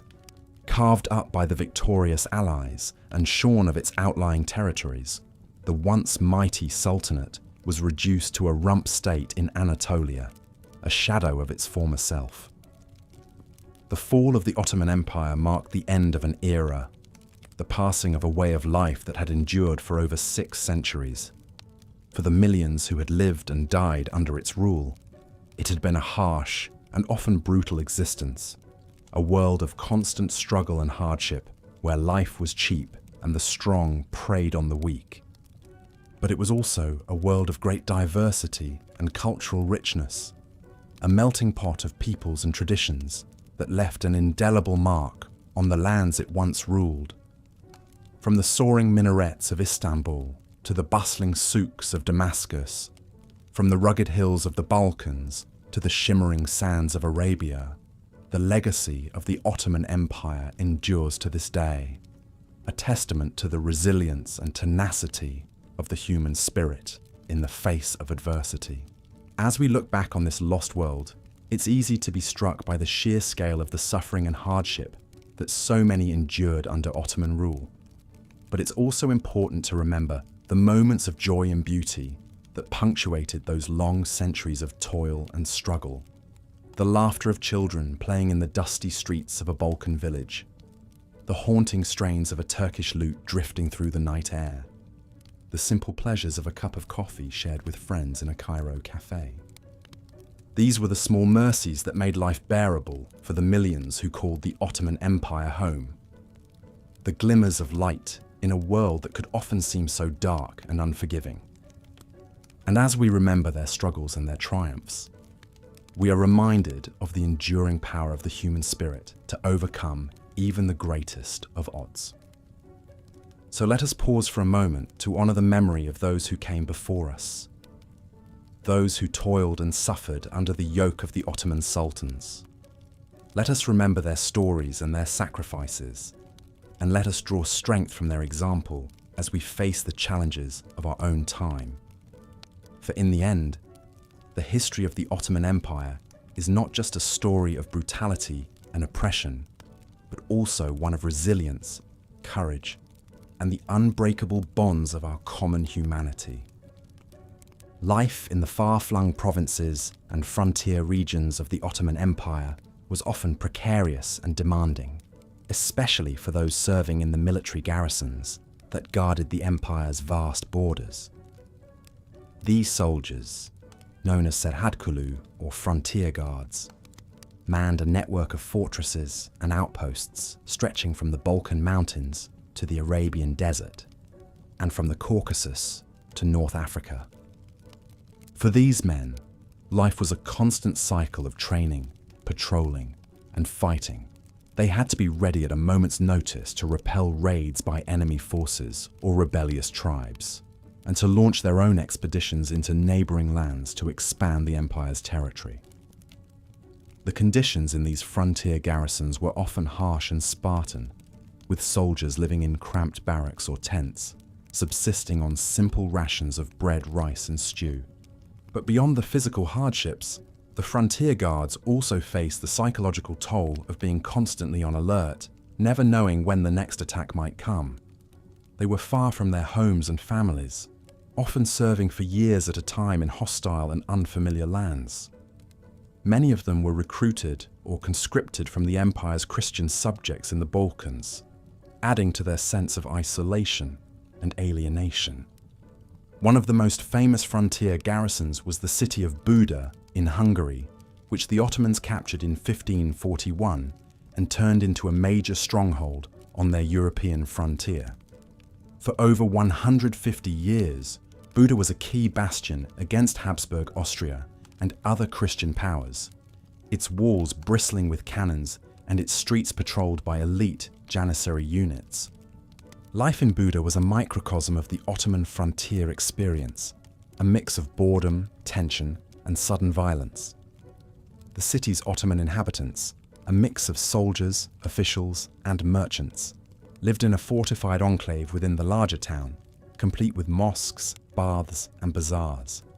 They were constantly on guard against potential attacks or uprisings by the city's Hungarian population, who chafed under Ottoman rule and dreamed of liberation. One of the most colourful and controversial figures to govern Buda was Sokollu Mustafa Pasha, who served as the city's bey or governor in the 1660s. A Bosnian Muslim from a Serb family, Mustafa Pasha was a clever and ambitious man who rose through the ranks of the Ottoman hierarchy through a combination of military prowess, political savvy, and sheer ruthlessness. As governor of Buda, Mustafa Pasha was known for his harsh methods of keeping order and extracting revenue from the city's inhabitants. He imposed heavy taxes on the Hungarian merchants and artisans, and used the funds to build grandiose mosques and palaces for himself and his retinue. He also had a habit of seizing attractive Hungarian women and boys for his own pleasure, a practice that earned him the hatred and fear of the local population. But Mustafa Pasha was also a canny diplomat and strategist who managed to keep the peace in Buda and fend off attempts by the Habsburgs to retake the city. He forged alliances with local Hungarian nobles and played them off against each other, while also maintaining good relations with the Sublime Porte back in Istanbul. His skill and ruthlessness as a frontier governor earned him the nickname Sokollu, or Falcon in Turkish. Mustafa Pasha's luck finally ran out in 1566 when he was killed during a failed Ottoman siege of the nearby fortress of Sigetvar. His death was seen as a major blow to Ottoman prestige and power in Hungary, and marked the beginning of a long, slow decline in their control over the region. The story of Sokollu Mustafa Pasha and the fortress of Buda highlights the complex and often brutal nature of life on the Ottoman frontier. For the soldiers and governors tasked with defending and expanding the empire's borders, it was a world of constant struggle and danger, where one's fortunes could rise or fall in an instant. Their lives were marked by a potent mix of ambition, greed, violence, and political intrigue, all played out against a backdrop of clashing cultures and faiths. But while figures like Mustafa Pasha may have wielded great power and influence in their own domains, they were ultimately just cogs in the vast machine of the Ottoman state. subject to the whims and orders of the Sultan and his court back in Istanbul. The real power in the Ottoman Empire lay not on the frontiers, but in the opulent palaces and gardens of the imperial capital, where a different kind of struggle for dominance was taking place. This was the world of the Ottoman harem, a secretive and labyrinthine realm where the Sultan's wives, concubines, and female relatives vied for power and influence over the empire's affairs.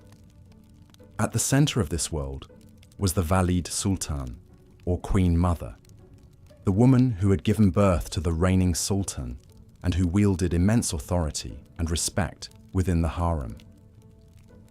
The Valide Sultan's power derived from her unique position as the Sultan's mother and chief advisor. She had unparalleled access to the Sultan's ear and could influence his decisions on matters of state, from the appointment of grand viziers to the launching of military campaigns. She also controlled the harem's vast financial resources and used them to build her own network of clients and allies among the empire's elites.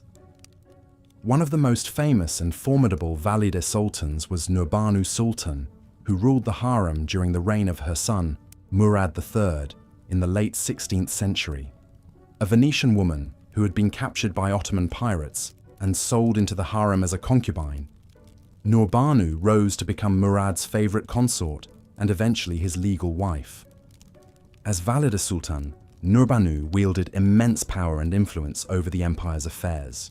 She was a skilled politician and diplomat who forged alliances with key officials and factions within the Ottoman court. She also patronized artists, poets, and scholars, and used her wealth to build mosques, schools, and other public works across the empire. But Nurbanu's power also had a darker side.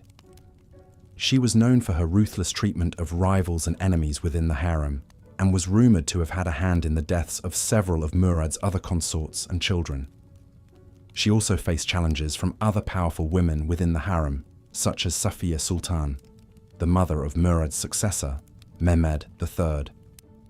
The rivalry between Nurbanu and Safiye would come to a head after Murad's death in 1595, when Mehmed took the throne and Safiye became the new Valide Sultan.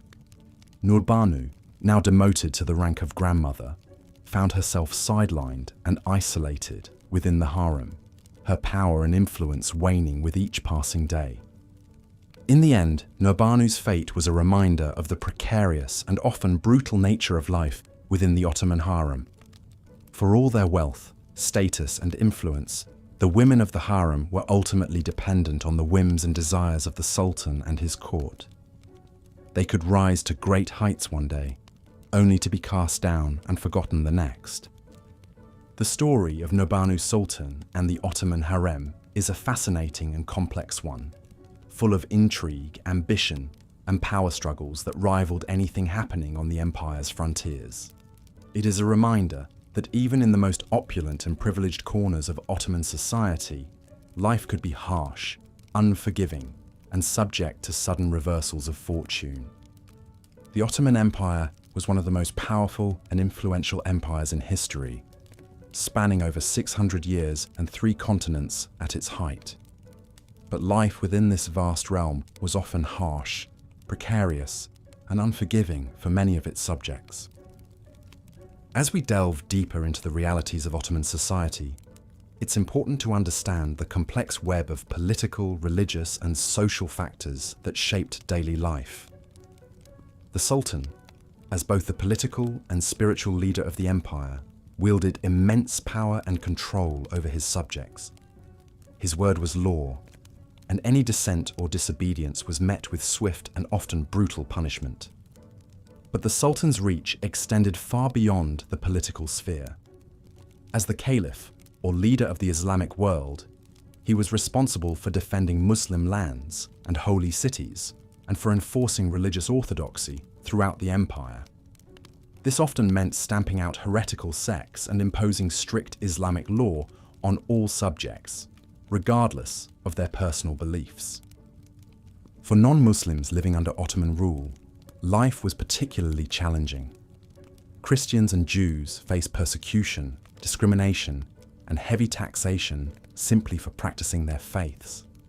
In some cases, Christian boys were even taken from their families and forced to serve the Sultan as part of the devshirme system, which supplied the empire with soldiers and bureaucrats.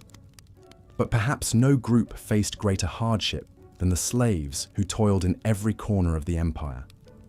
Whether they were laboring in the fields, serving in wealthy households, or fighting on the front lines of the Sultan's wars, slaves had few rights and little hope of escape.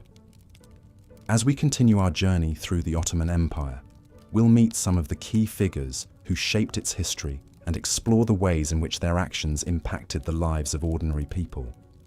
From the Grand Viziers who wielded power in the Sultan's name, to the rebels and reformers who fought against the empire's injustices, these individuals left an indelible mark on the world they inhabited. One such figure was Suleiman the Magnificent, who ruled the Ottoman Empire at the height of its power in the 16th century. Born in 1494, Suleiman was the son of Sultan Selim and was groomed from a young age to take the throne. He was known for his military prowess, his patronage of the arts and sciences, and his ambitious building projects, which included the stunning Süleymaniye Mosque in Istanbul. But Suleiman was also a complex and sometimes contradictory figure. He was a devout Muslim who saw himself as the defender of the faith, but he was also a pragmatic ruler who recognized the need for religious tolerance in his vast and diverse empire. He was a brilliant military strategist who expanded the empire's borders through conquest and diplomacy. But he was also a ruthless leader who brooked no dissent and dealt harshly with his enemies. Under Suleiman's rule, the Ottoman Empire reached its greatest extent, stretching from the gates of Vienna to the shores of the Persian Gulf. But this vast expansion came at a cost, both in terms of human lives and economic resources. Suleiman's wars of conquest were expensive and bloody, and they often left the empire's coffers depleted and its people impoverished. But even in times of relative peace, life in the Ottoman Empire was far from easy. For the vast majority of its subjects, daily life was a constant struggle against poverty, disease, and oppression. In the empire's crowded cities, poor sanitation and inadequate medical care meant that outbreaks of plague and other diseases were all too common. In the countryside, droughts and famines could wipe out entire communities, leaving families destitute and starving. And yet, despite these hardships, the Ottoman Empire endured for centuries, thanks in part to the resilience and adaptability of its people. From the merchants who plied the empire's trade routes, to the artisans who crafted its beautiful textiles and ceramics, Ottoman subjects found ways to survive and even thrive in the face of adversity. As we explore the lives of these individuals, we'll gain a deeper appreciation for the complexities of Ottoman society and the ways in which it shaped the modern world. We'll see how the empire's legacy continues to influence the politics, culture, and religion of the Middle East and beyond, and how its stories of triumph and tragedy still resonate with us today. One of the most fascinating and little-known aspects of Ottoman society was the role of the imperial harem. Far from being a simple pleasure palace for the Sultan, the harem was a complex and hierarchical world unto itself, with its own rules, customs, and power struggles. At the top of the harem hierarchy was the Valide Sultan, or Queen Mother, who wielded enormous influence over her son, the reigning Sultan. The Valide Sultan was responsible for overseeing the harem's daily affairs, from managing its finances to arranging marriages and alliances among its members. Below the Valide Sultan were the Sultan's wives and concubines, who competed fiercely for his attention and favor. Many of these women were slaves who had been captured in war or purchased from slave markets, and their lives were often marked by isolation, intrigue, and danger. But the harem was also home to a variety of other women, including the Sultan's daughters, sisters, and other female relatives. These women often played important roles in Ottoman politics and diplomacy, using their connections and influence to advance their own interests and those of their families. One of the most famous women of the Ottoman harem was Roxolana, a Ukrainian slave, who rose to become the chief consort of Suleiman the Magnificent. Roxolana was known for her beauty, intelligence, and political savvy, and she used her position to wield significant power behind the scenes of the Ottoman court. But Roxolana's rise to power was not without controversy or danger. She was rumored to have plotted against her rivals in the harem, including Suleiman's other wives and even his own son Mustafa. In 1553, Mustafa was executed on Suleiman's orders, allegedly at Roxolana's instigation, in a move that shocked the empire and solidified her influence over the sultan. Roxolana's story is just one example of the complex power dynamics that played out within the walls of the Ottoman harem. While some women were able to use their positions to achieve great influence and authority, others were relegated to lives of servitude and exploitation, with little hope of escape or advancement. As we continue to explore the rich and often brutal history of the Ottoman Empire, it's important to remember the countless individuals whose lives were shaped by its power structures and social hierarchies. From the lowliest slave to the most powerful sultan, every person in the empire played a role in shaping its destiny, for better or for worse. As the Ottoman Empire's power and influence spread across the Mediterranean, North Africa and the Middle East in the 16th century, the Sultan's navy played an increasingly vital role in projecting Ottoman might, securing trade routes, and defending the empire's far-flung coastal territories. Life at sea for Ottoman sailors was full of hardships and dangers. The imperial fleet, while one of the most formidable maritime forces of its day, was still at the mercy of the unpredictable Mediterranean weather. Warships were often caught in devastating storms, with entire crews lost to the wind and waves. Disease was another constant threat in the cramped, damp, and unsanitary conditions on board ships. Epidemics could rage through a vessel, decimating its crew. When not battling the elements, Ottoman sailors faced the ever-present risks of naval warfare. Conflicts with the navies of Christian European powers like Spain, Venice, and the Knights of Malta were frequent as the Ottoman Empire sought to dominate the Mediterranean. Ferocious cannon battles and bloody deck-to-deck fighting saw heavy casualties on all sides. For those unfortunate enough to be captured by the enemy, a grim fate awaited. Slavery, torture, or summary execution were commonplace. The life of the galley slave, chained to an oar and mercilessly driven by the crack of the overseer's whip, was especially brutal. Even in times of relative peace, an Ottoman sailor's lot was not an easy one. Piracy was rampant on the high seas, and Ottoman shipping was often the target of daring raids by the Barbary corsairs of North Africa and other brigands. These swift and nimble pirate ships would swoop in on merchant vessels, overwhelming them with cannon fire and boarding parties.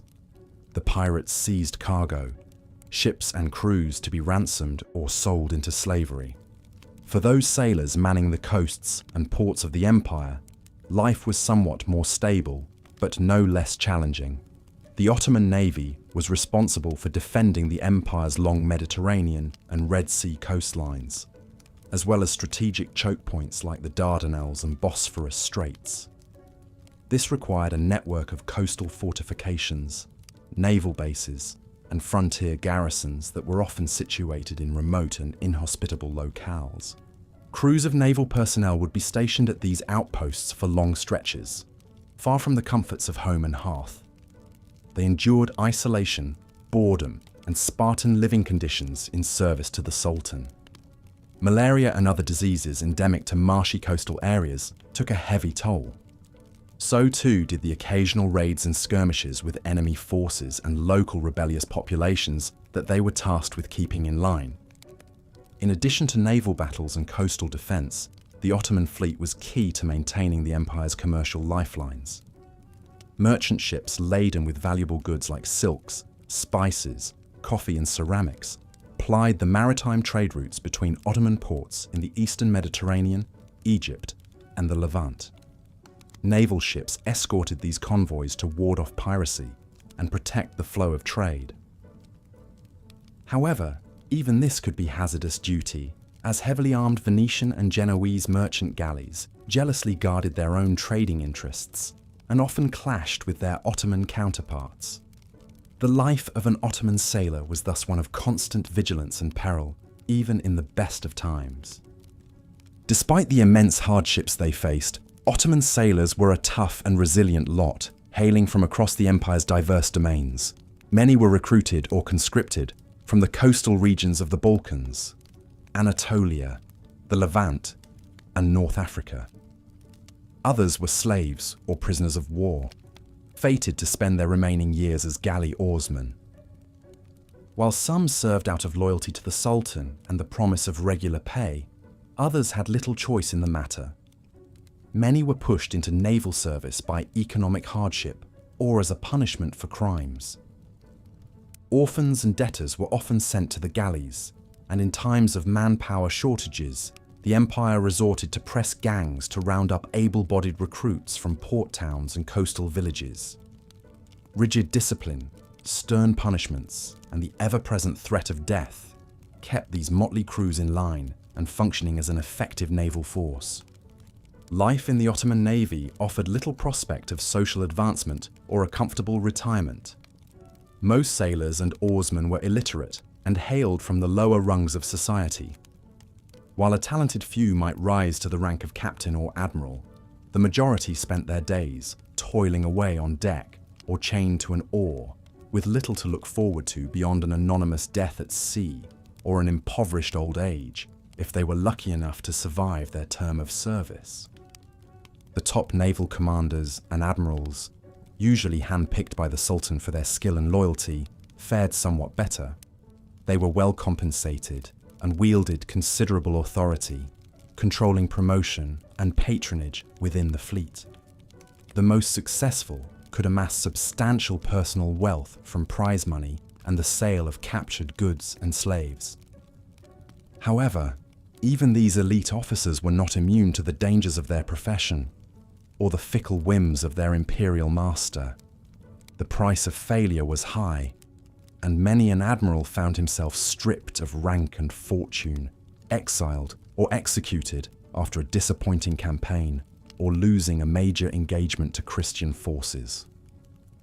The turnover rate for Ottoman naval commanders was notoriously high as a result. One of the most famous and formidable Ottoman admirals was Hayreddin Barbarossa, a legendary Barbary corsair who rose to become Admiral-in-Chief of the Ottoman Navy under Suleiman the Magnificent in the 16th century. Born on the Greek island of Lesbos to a Turkish father and Greek Christian mother, Barbarossa and his brothers took up piracy as young men, quickly earning a fearsome reputation for their skill and daring. In 1516, Barbarossa seized Algiers and placed his pirate kingdom under Ottoman suzerainty, providing him with money, men and ships to continue his raids against Christian shipping.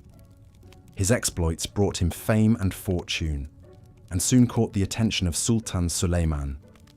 Impressed by Barbarossa's audacity and success, Suleiman appointed him Admiral-in-Chief of the Ottoman Navy in 1533. Under Barbarossa's leadership, the Ottoman fleet became the dominant maritime power in the Mediterranean. He led numerous campaigns against the Spanish and Portuguese, capturing Tunis and expanding Ottoman control along the North African coast. His ships raided the coasts of Italy, Spain, and the islands of the Western Mediterranean, bringing back immense plunder and thousands of captives to be sold as slaves.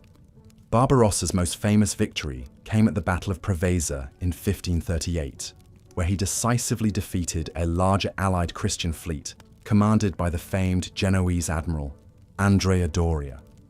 The battle solidified Ottoman naval supremacy and sent shockwaves throughout Europe.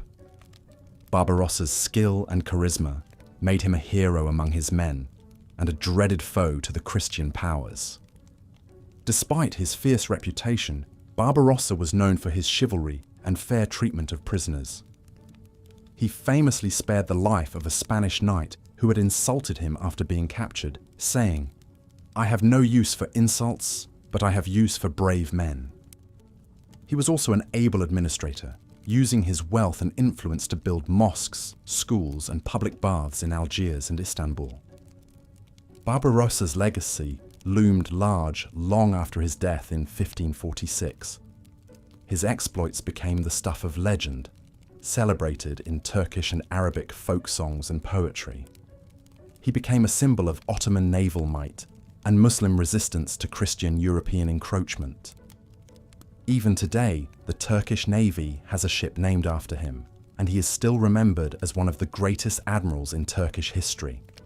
The Ottoman Navy reached its zenith under Suleiman the Magnificent in the mid-16th century, dominating the eastern Mediterranean and challenging the naval powers of Western Europe. However, this glory was relatively short-lived.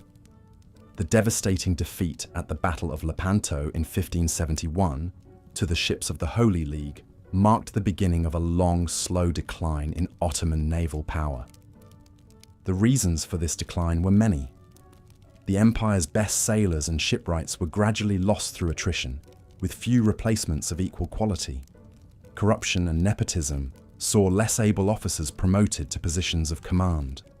The Ottoman shipyards, once the envy of the Mediterranean, became increasingly inefficient and struggled to keep pace with the latest advances in European shipbuilding and naval artillery. At the same time, the rise of Atlantic-based naval powers like England and the Netherlands saw maritime trade shift away from the Mediterranean, diminishing the importance of the Ottoman Navy. The loss of key North African ports to Spain and the growing independence of the Barbary states also weakened the Ottoman fleet's ability to control the seas. By the 18th century, the Ottoman Navy was a shadow of its former self, outclassed and outgunned by its European rivals. It suffered a series of humiliating defeats, culminating in the disastrous Battle of Chesma in 1770 against the Russians, which saw much of the Ottoman fleet destroyed at anchor. Despite efforts at modernization and reform in the 19th century, the Ottoman Navy never fully recovered its former glory. For the average Ottoman sailor, these changes mattered little. Life on the seas remained as hard and perilous as ever, even as the empire's fortunes waned. Sailors continued to risk death, disease, and capture as they manned the Sultan's ships, often with little hope of reward or advancement. Even in decline, an Ottoman sailor's life was a brutal and thankless one, with danger and hardship as constant companions. As the Ottoman Empire entered the turbulent early decades of the 20th century, its navy played an increasingly minor role. The fleet was involved in the Italo-Turkish War of 1911-12, where it suffered losses to the Italians, and in the Balkan Wars of 1912-13, but these were peripheral to the main fighting on land. The Ottoman Navy's final chapter came during World War I, when the empire sided with the Central Powers against the Allies. In a bid to knock the Ottomans out of the war, Britain and France launched the Gallipoli campaign in 1915, seeking to force the Dardanelles and capture Constantinople.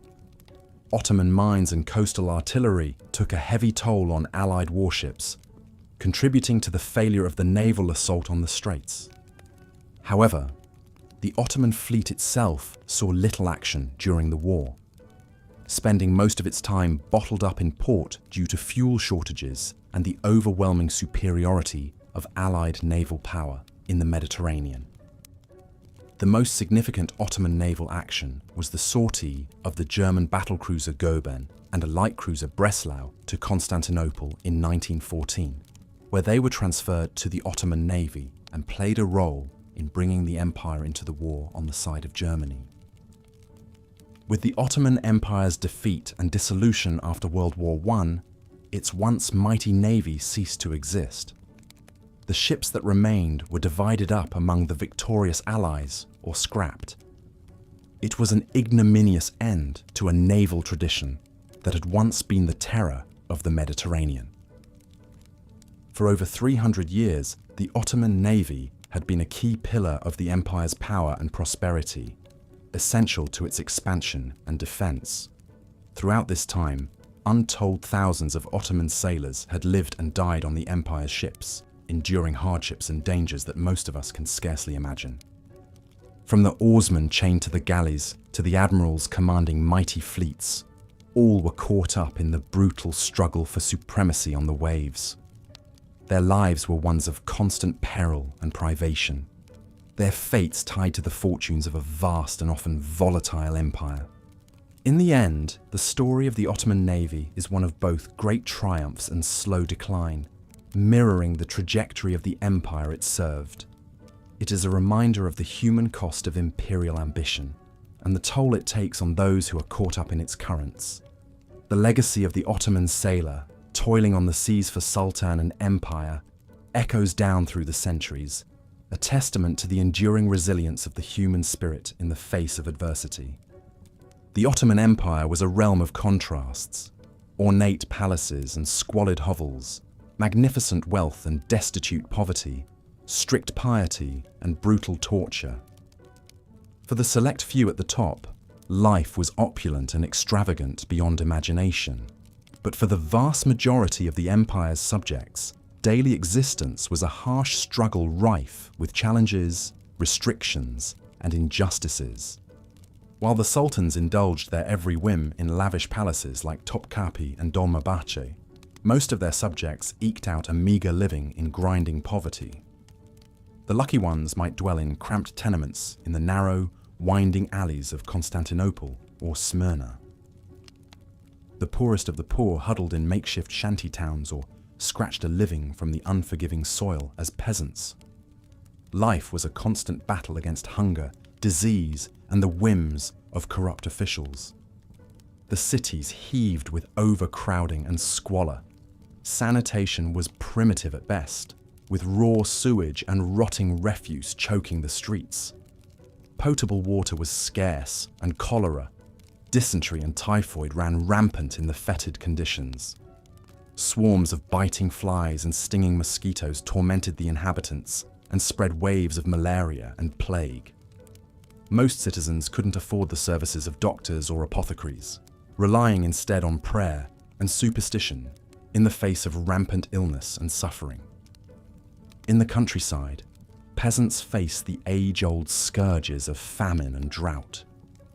Starvation was an ever-present spectre.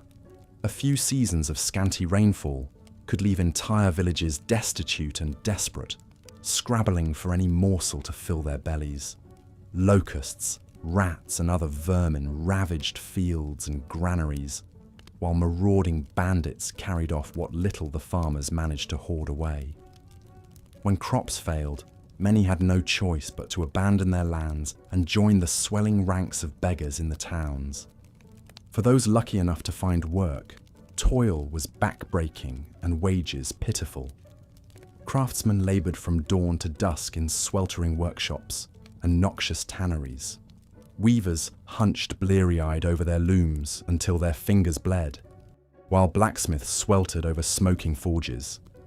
Millers choked on billowing flour, and sawyers hacked at timber until their hands were riddled with blisters. Merchants and moneylenders fared better, but lived in constant fear of robbers, rioting mobs, or avaricious tax collectors. Trade was the lifeblood of the Ottoman economy, but fraught with dangers and hardships.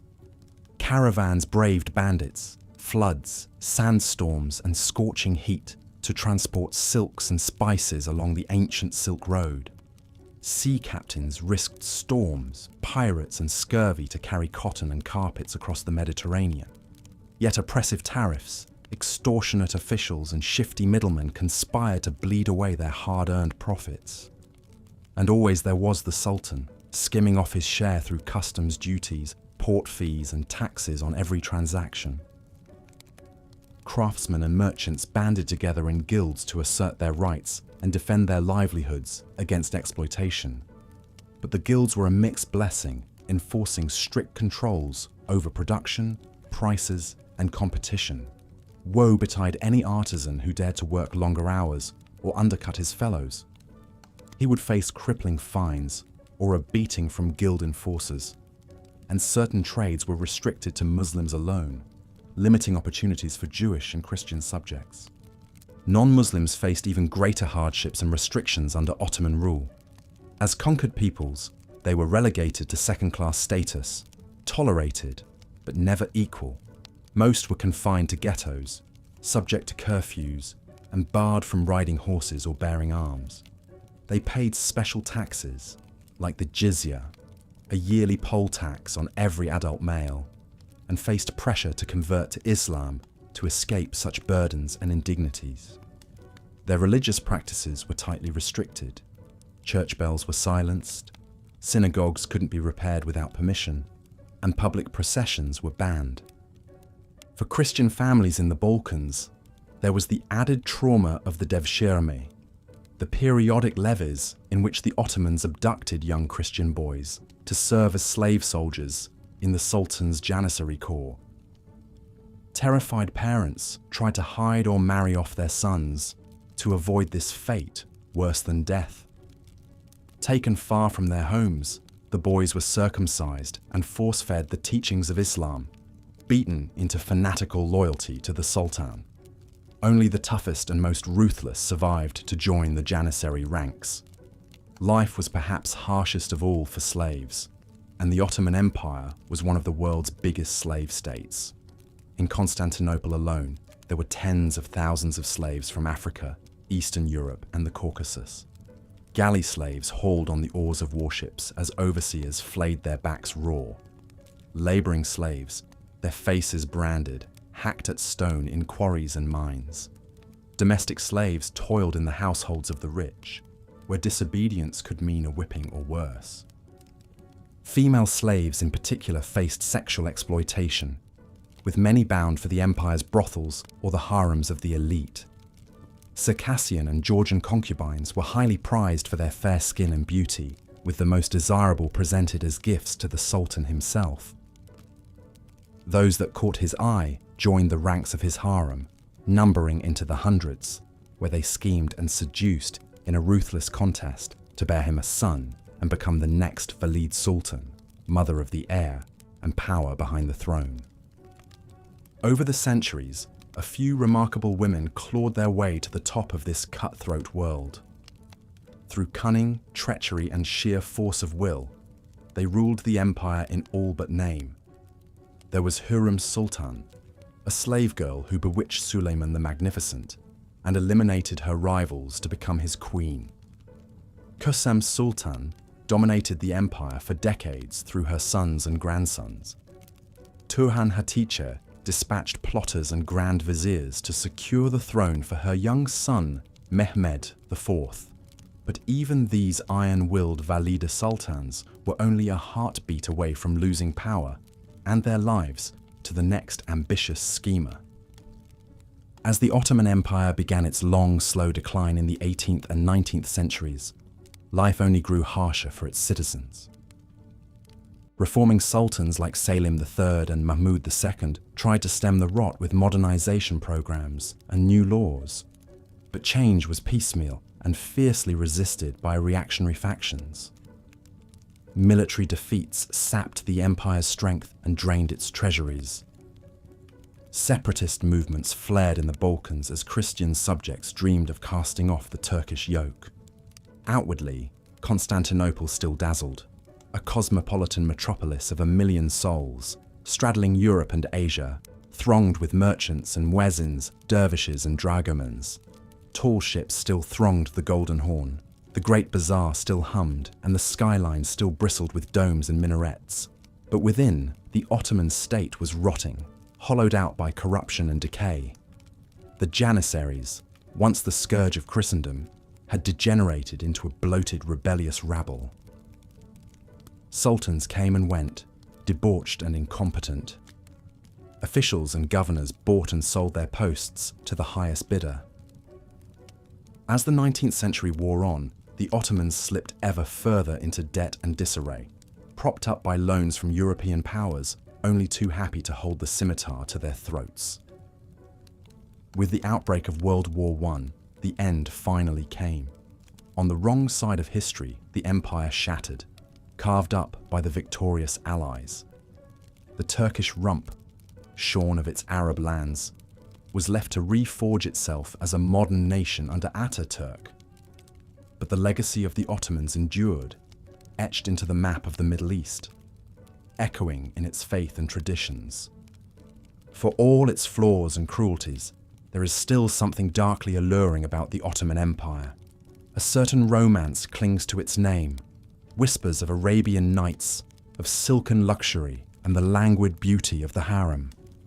But we must never forget the ugly realities, the cheap regard for human life, the suffering of slaves and peasants, the capricious brutality of despotic rule. The Ottoman Empire was many things, vast, splendid, long-enduring, but it was rarely a good place to be born a subject rather than a sultan. For most, life was an endless struggle, to scratch out an existence, to escape persecution, to eke out some shred of justice or dignity in the shadow of the sublime port. Perhaps there is a lesson there for all great empires, that glory and longevity can mask a multitude of sins, that power and magnificence always come with a human cost. A lesson written on every page of the Ottoman story, whispered by the ghosts of its numberless subjects, toiling and bleeding across the centuries to sustain the grandeur of their masters. The splendor of the Topkapi Palace, the dazzling wealth of the bazaars, the deadly discipline of the janissaries, all built on the bent backs of peasants, slaves, and persecuted minorities. As the saying goes, at the feast of empire, most dine on scraps and ashes. Yet for 600 years, over a vast swath of the earth, the Ottoman Empire endured, absorbing blow after blow, defying every prophecy of doom. There is a grim majesty in that longevity, a perverse impressiveness in the sheer scope and span of Ottoman power. The Ottoman system, for all its backwardness and brutality, proved remarkably resilient, able to crush dissent, co-opt enemies, and bend millions to its will. It was a staying power purchased through centuries of merciless struggle, against Persians and Europeans, against shifting trade routes and technologies, against 100 centrifugal forces straining to tear the empire apart. In the end, of course, those forces prevailed, and the Ottomans crumbled into the dustbin of history. But for 6 long centuries, they held sway over a significant slice of the human race, shaping destinies, leaving their mark on lands and peoples, bending the arc of history to their will. A dubious achievement, perhaps, but an achievement nonetheless in this blood-soaked charnel house we call the human story. Such was the Ottoman Empire, at once squalid and splendid, a realm of exquisite artistry and exquisite agony, of golden ages and unspeakable atrocities, a tragic, tortured, transcendent tale of triumph and collapse, a mirror for the worst and best of our kind. Now, as we close our eyes and drift off to slumber, those old ghosts come whispering back to us. Sultans and slaves, conquerors and concubines, all those long-ago lives ground up in the mills of empire. Their struggles and sorrows float to us across the ages, a blood-flecked miasma from that vanished epoch of silks and scimitars. Perhaps, as we sink into sleep, we might spare them a thought, the faceless, forgotten subjects whose pain paid for the palaces and pashas, the price of all that pomp and power tallied in toil and torment. Not a comforting thought, perhaps, but an instructive one, as we sail through this fallen world of fading glories and tarnished thrones. For in the rise and ruin of the Ottoman realm, we might just catch a glimpse of the human condition in all its sordid splendor. As the 16th century dawned, the Ottoman Empire was at the zenith of its power and influence. Suleiman the Magnificent, the empire's longest reigning sultan, sat upon the throne in Constantinople. Under his firm hand, Ottoman armies pushed the borders of the empire outward, conquering new lands with ruthless efficiency. The Sultan's vast dominion now stretched across 3 continents. a diverse patchwork of territories home to dozens of ethnic groups, languages, and religions. But for the millions of subjects under the Sultan's rule, life was often difficult and precarious. The empire's very size proved to be one of the greatest challenges for the Ottoman government. Maintaining control and order over such far-flung lands, from the Balkan Mountains to the deserts of Arabia, was a constant struggle. Messages, taxes, and decrees from the Sultan could take weeks or even months to reach the empire's distant provinces. Rough terrain, weather, and sheer distance hindered efforts to project centralized power to the fringes of the empire. Transporting armies, supplies, and commerce over land and sea was an arduous undertaking, at the mercy of the elements. In remote regions, local authorities and power brokers often held more sway than far-off Constantinople. Corruption was rampant, as provincial officials exploited their distance from the capital to line their own pockets and abuse their authority. Bribes, kickbacks, and embezzlement leached away imperial revenue. Justice was selective and uneven. A pasha could easily bend the law to his benefit, with the right incentive slipped to the local judge. The hardships of life were compounded by the empire's location. Much of its territory consisted of unforgiving landscapes prone to droughts, famines, and natural disasters. When the rains failed in Egypt or Anatolia, peasants starved and the Sultan's taxes went unpaid. Locusts could devour whole harvests in a matter of days. Earthquakes, floods, and fires periodically ravaged towns and cities, leaving destitution in their wake. But no force of nature was so feared as the wrath of the Sultan himself. As absolute monarch, the Ottoman ruler wielded power that was nearly divine. The Sultan's word was law, and he held the power of life and death over all his subjects. Dissent, disobedience, and rebellion were dealt with swiftly and brutally to serve as stark warnings against future defiance. Perhaps no one man embodied the ruthlessness of Ottoman justice more than Sultan Selim I, known as Selim the Grim. Though his reign lasted only 8 years, he carved a bloody and merciless path to secure his throne and expand Ottoman power. Selim was never meant to be Sultan. He was the youngest son of Sultan Bayezid II and seemed destined for a quiet life as a provincial governor. But Selim had grander ambitions and a matching appetite for violence to achieve them. As his older brothers fought each other for the right to succeed their father, Selim exploited the divisions to launch his own bid for power. In the cutthroat game of Ottoman succession, princes were expected to murder their own brothers to eliminate rivals. But even by these brutal standards, Selim's rise was especially vicious. He forced his ailing father to abdicate the throne to him, then promptly had Bayezid poisoned to death to avoid any threat of his return. On securing the throne, he ordered the strangulation of his 2 older brothers and 4 of his own nephews, all potential claimants to his rule. Selim's purges extended beyond his own family. He distrusted his father's advisors and commanders, suspecting many of plotting against him. To solidify his grip on power, Selim had over 45,000 people executed across the empire. From powerful statesmen to Shia Muslims, he considered heretics. Among the victims were 2 of Selim's own sons, killed on mere suspicion of disloyalty. "Whoever spares the life of a snake will sooner or later be bitten by it," the Sultan coldly declared. With his throne secured in blood, Selim next turned his murderous energies to expanding Ottoman domains. He fixed his eyes on the Mamluk Sultanate, the last great Muslim empire blocking Ottoman domination of the Islamic world. Selim amassed a fearsome army and marched against the Mamluks, declaring it his destiny to reunite the fractured domains of Islam. In 1516, the armies of the Ottomans and Mamluks collided at the Battle of Majdabik in Syria. Selim triumphed against the Mamluk Sultan Al-Ashraf Kansu al-Ghauri, who fell dead on the battlefield, sealing the doom of his dynasty.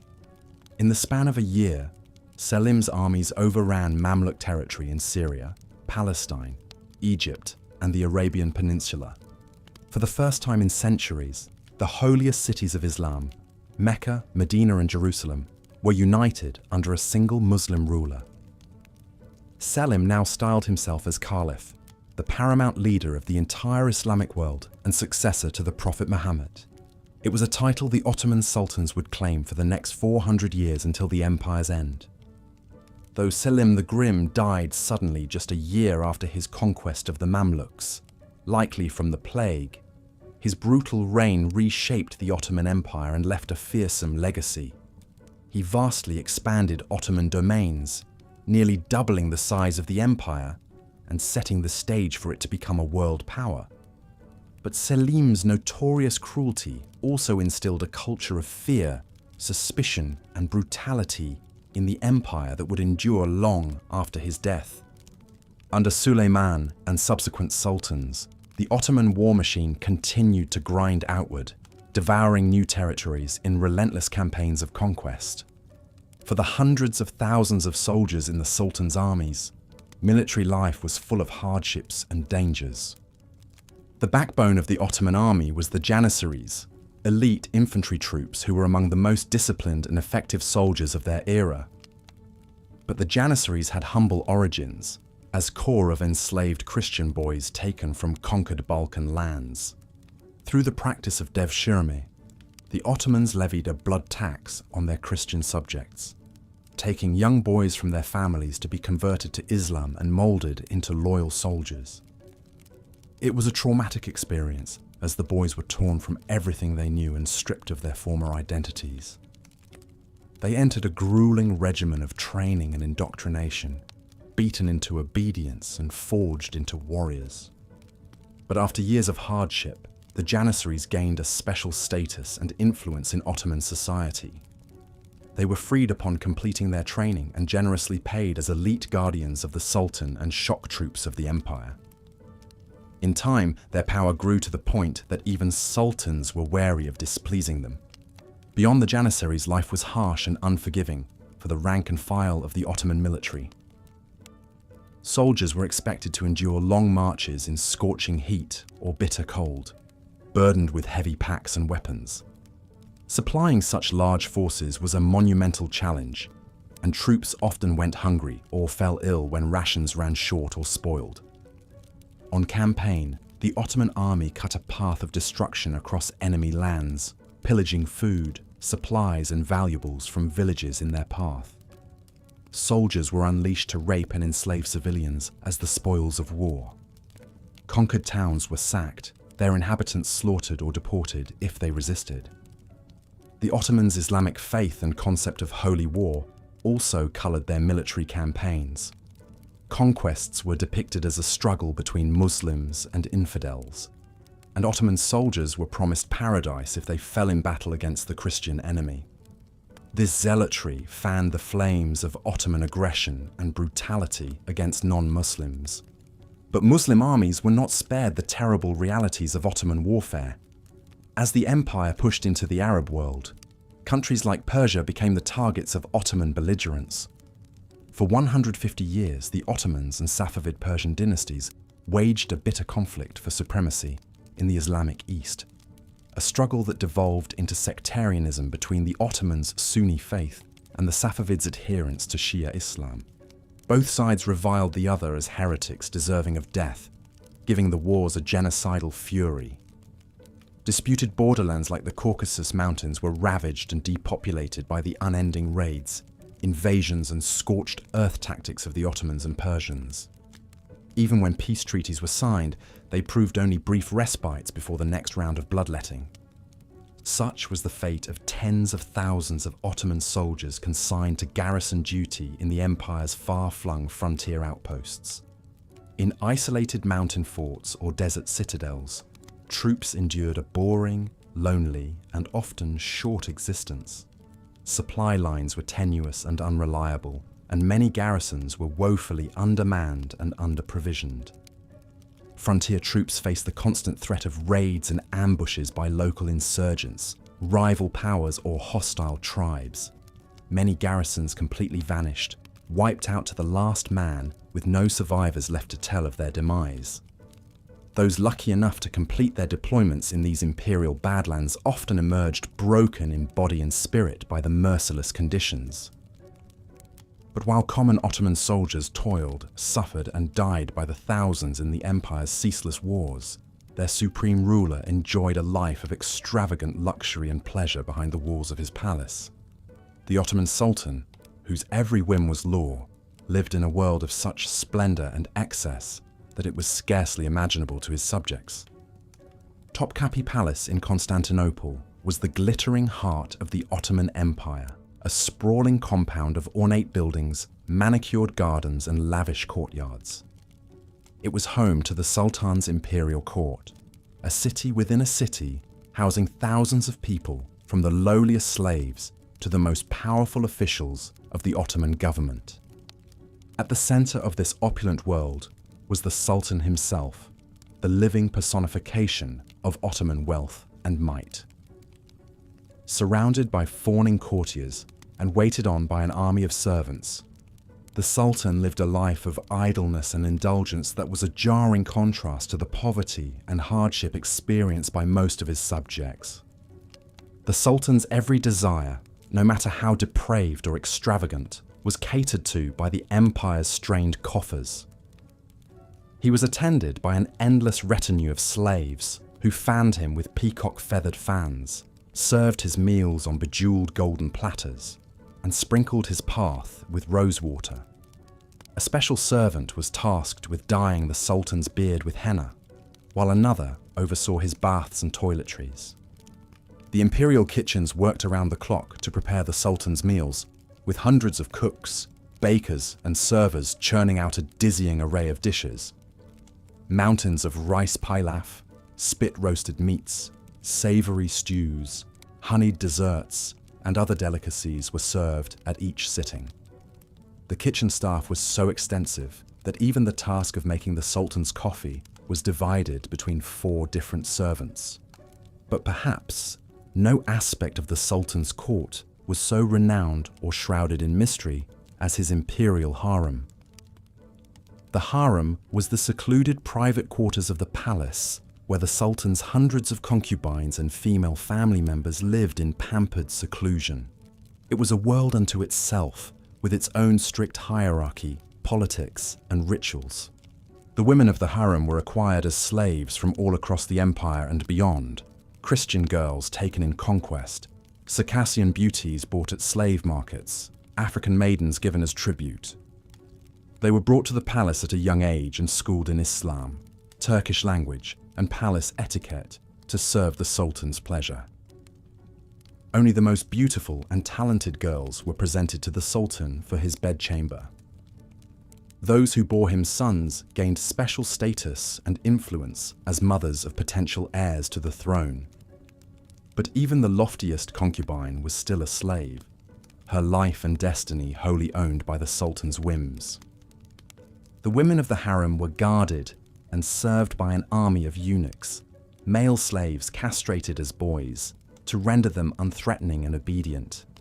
The eunuchs, many of them Africans, were charged with safeguarding the virtue and fidelity of the harem women.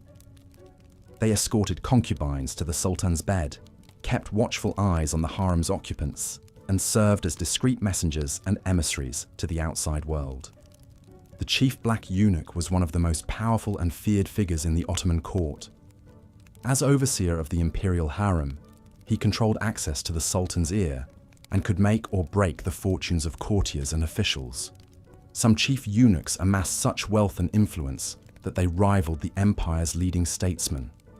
Life in the imperial harem, for all its vaunted pleasures and luxuries, was often a gilded cage of loneliness, tedium, and scheming. Cut off from the outside world, the women formed a pressure cooker society rife with jealousies, rivalries, and power plays as they vied for the Sultan's attentions and favor. The mother of the reigning Sultan, known as the Valid Sultan, reigned supreme over this secretive realm, using her iron-fisted authority to control the harem hierarchy and often the empire itself. One of the most remarkable Valida sultans was Hurrem Sultan, a former slave girl who rose to become the beloved wife and most trusted advisor of Suleiman the Magnificent. Born to an Orthodox priest in present-day Ukraine, Hurrem was captured by Crimean Tatars and sold as a slave to the Ottoman court. Her beauty and wit soon caught the eye of Suleiman, and she became his favorite concubine, breaking centuries of tradition by becoming his legal wife. As Hurrem's power grew, she maneuvered to secure the throne for her own son, Selim, over the Sultan's other heirs. Her schemes led to the downfall and execution of the Grand Vizier Ibrahim Pasha, and Suleiman's oldest son and heir apparent Mustafa, who was strangled to death on his father's orders. Hurrem's ruthless machinations ensured that her own bloodline would inherit Suleiman's empire.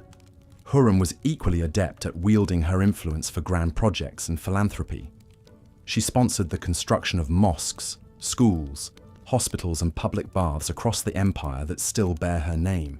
Her charity and patronage of the arts and architecture helped usher in the golden age of the Ottoman Empire. But Hurrem's remarkable rise from slave girl to empress would have been unimaginable for the vast majority of women in the Ottoman Empire. For most, life was one of unrelenting drudgery, hardship and subjugation, with few paths out of poverty and oppression. Under Islamic law, as practiced in the Ottoman Empire, women were considered property of their male guardians, whether fathers, brothers, husbands, or masters. They had limited rights and freedoms, and their worth was largely determined by their sexual purity and ability to bear children, particularly sons. Marriages were arranged by families, often to much older men, without the consent or desires of the bride being considered. Girls were frequently married off before puberty, and it was considered acceptable for husbands to beat their wives for perceived infractions.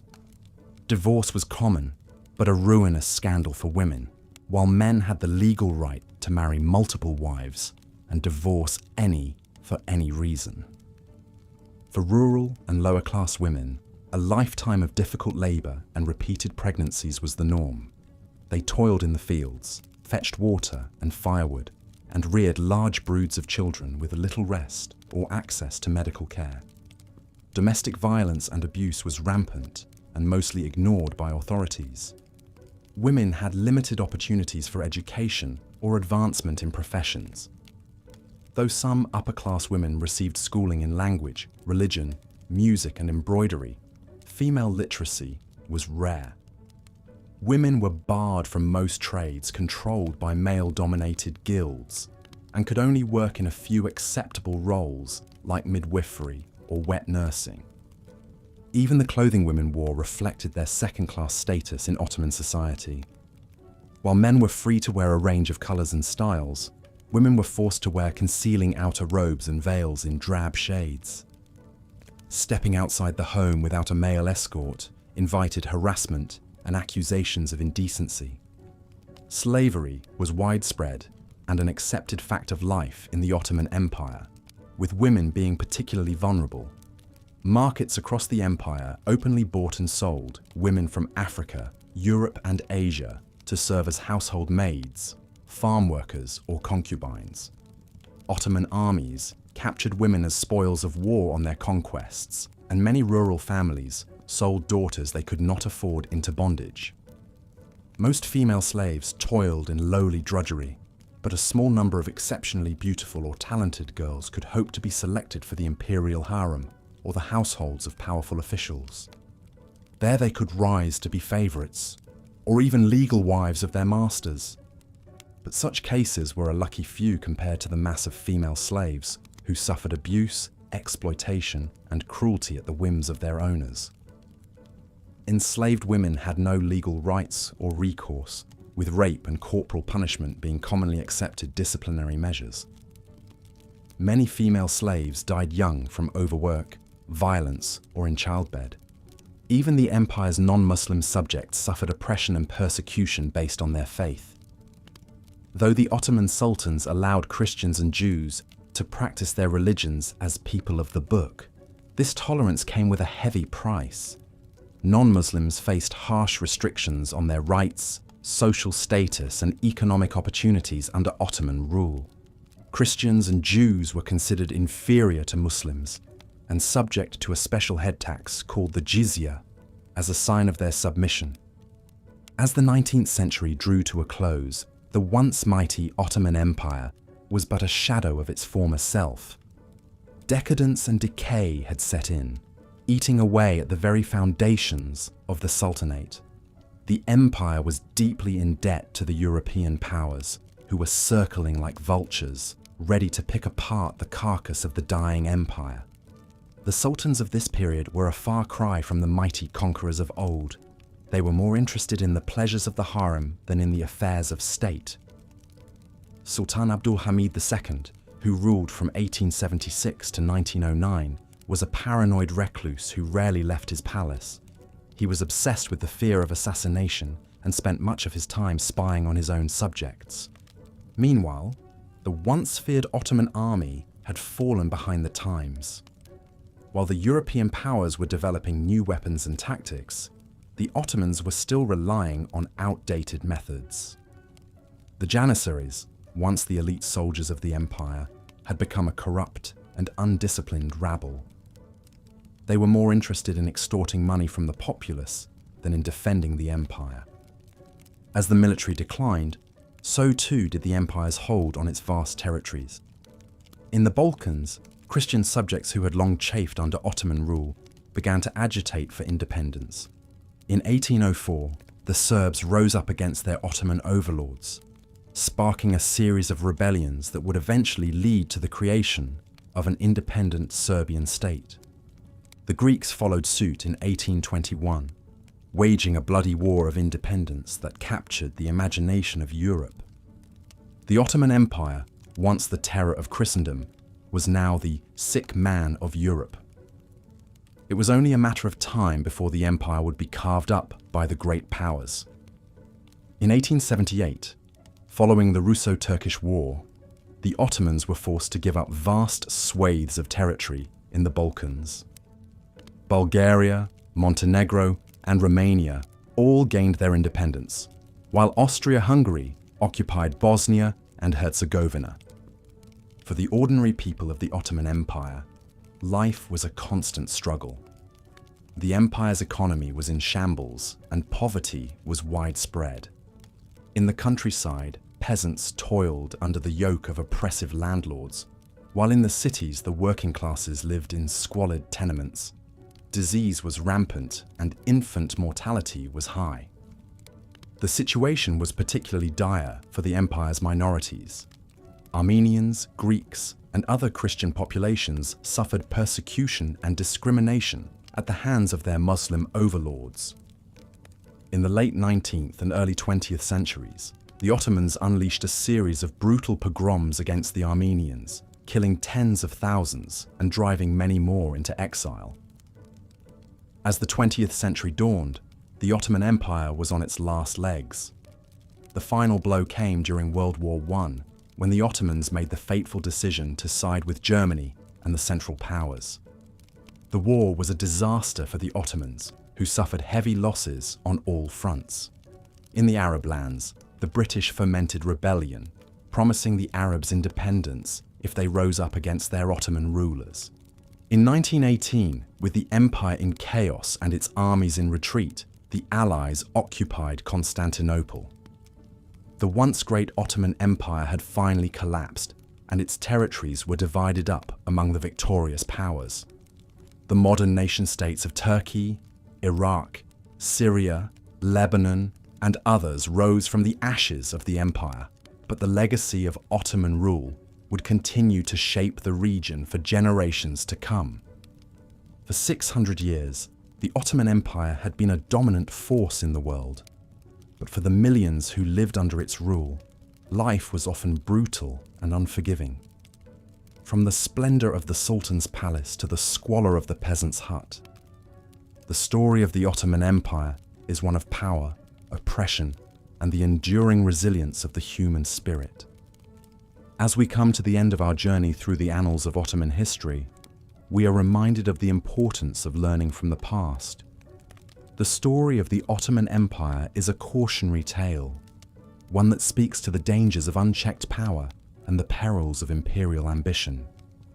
But it is also a story of hope, of the unquenchable desire for freedom and self-determination that burns within the human heart. So let us take a moment to reflect on the lessons of the Ottoman Empire and to ponder what they might mean for our own time. And as we drift off to sleep, let us dream of a world where the brutality of the past is but a distant memory, and where all people can live in peace, prosperity, and freedom. If you enjoyed this quiet and relaxing look at life in the Ottoman Empire, please consider liking this video and subscribing to our channel. There are many more fascinating stories from history waiting to soothe you to sleep. Until next time, this is your host, bidding you a peaceful and restful good night.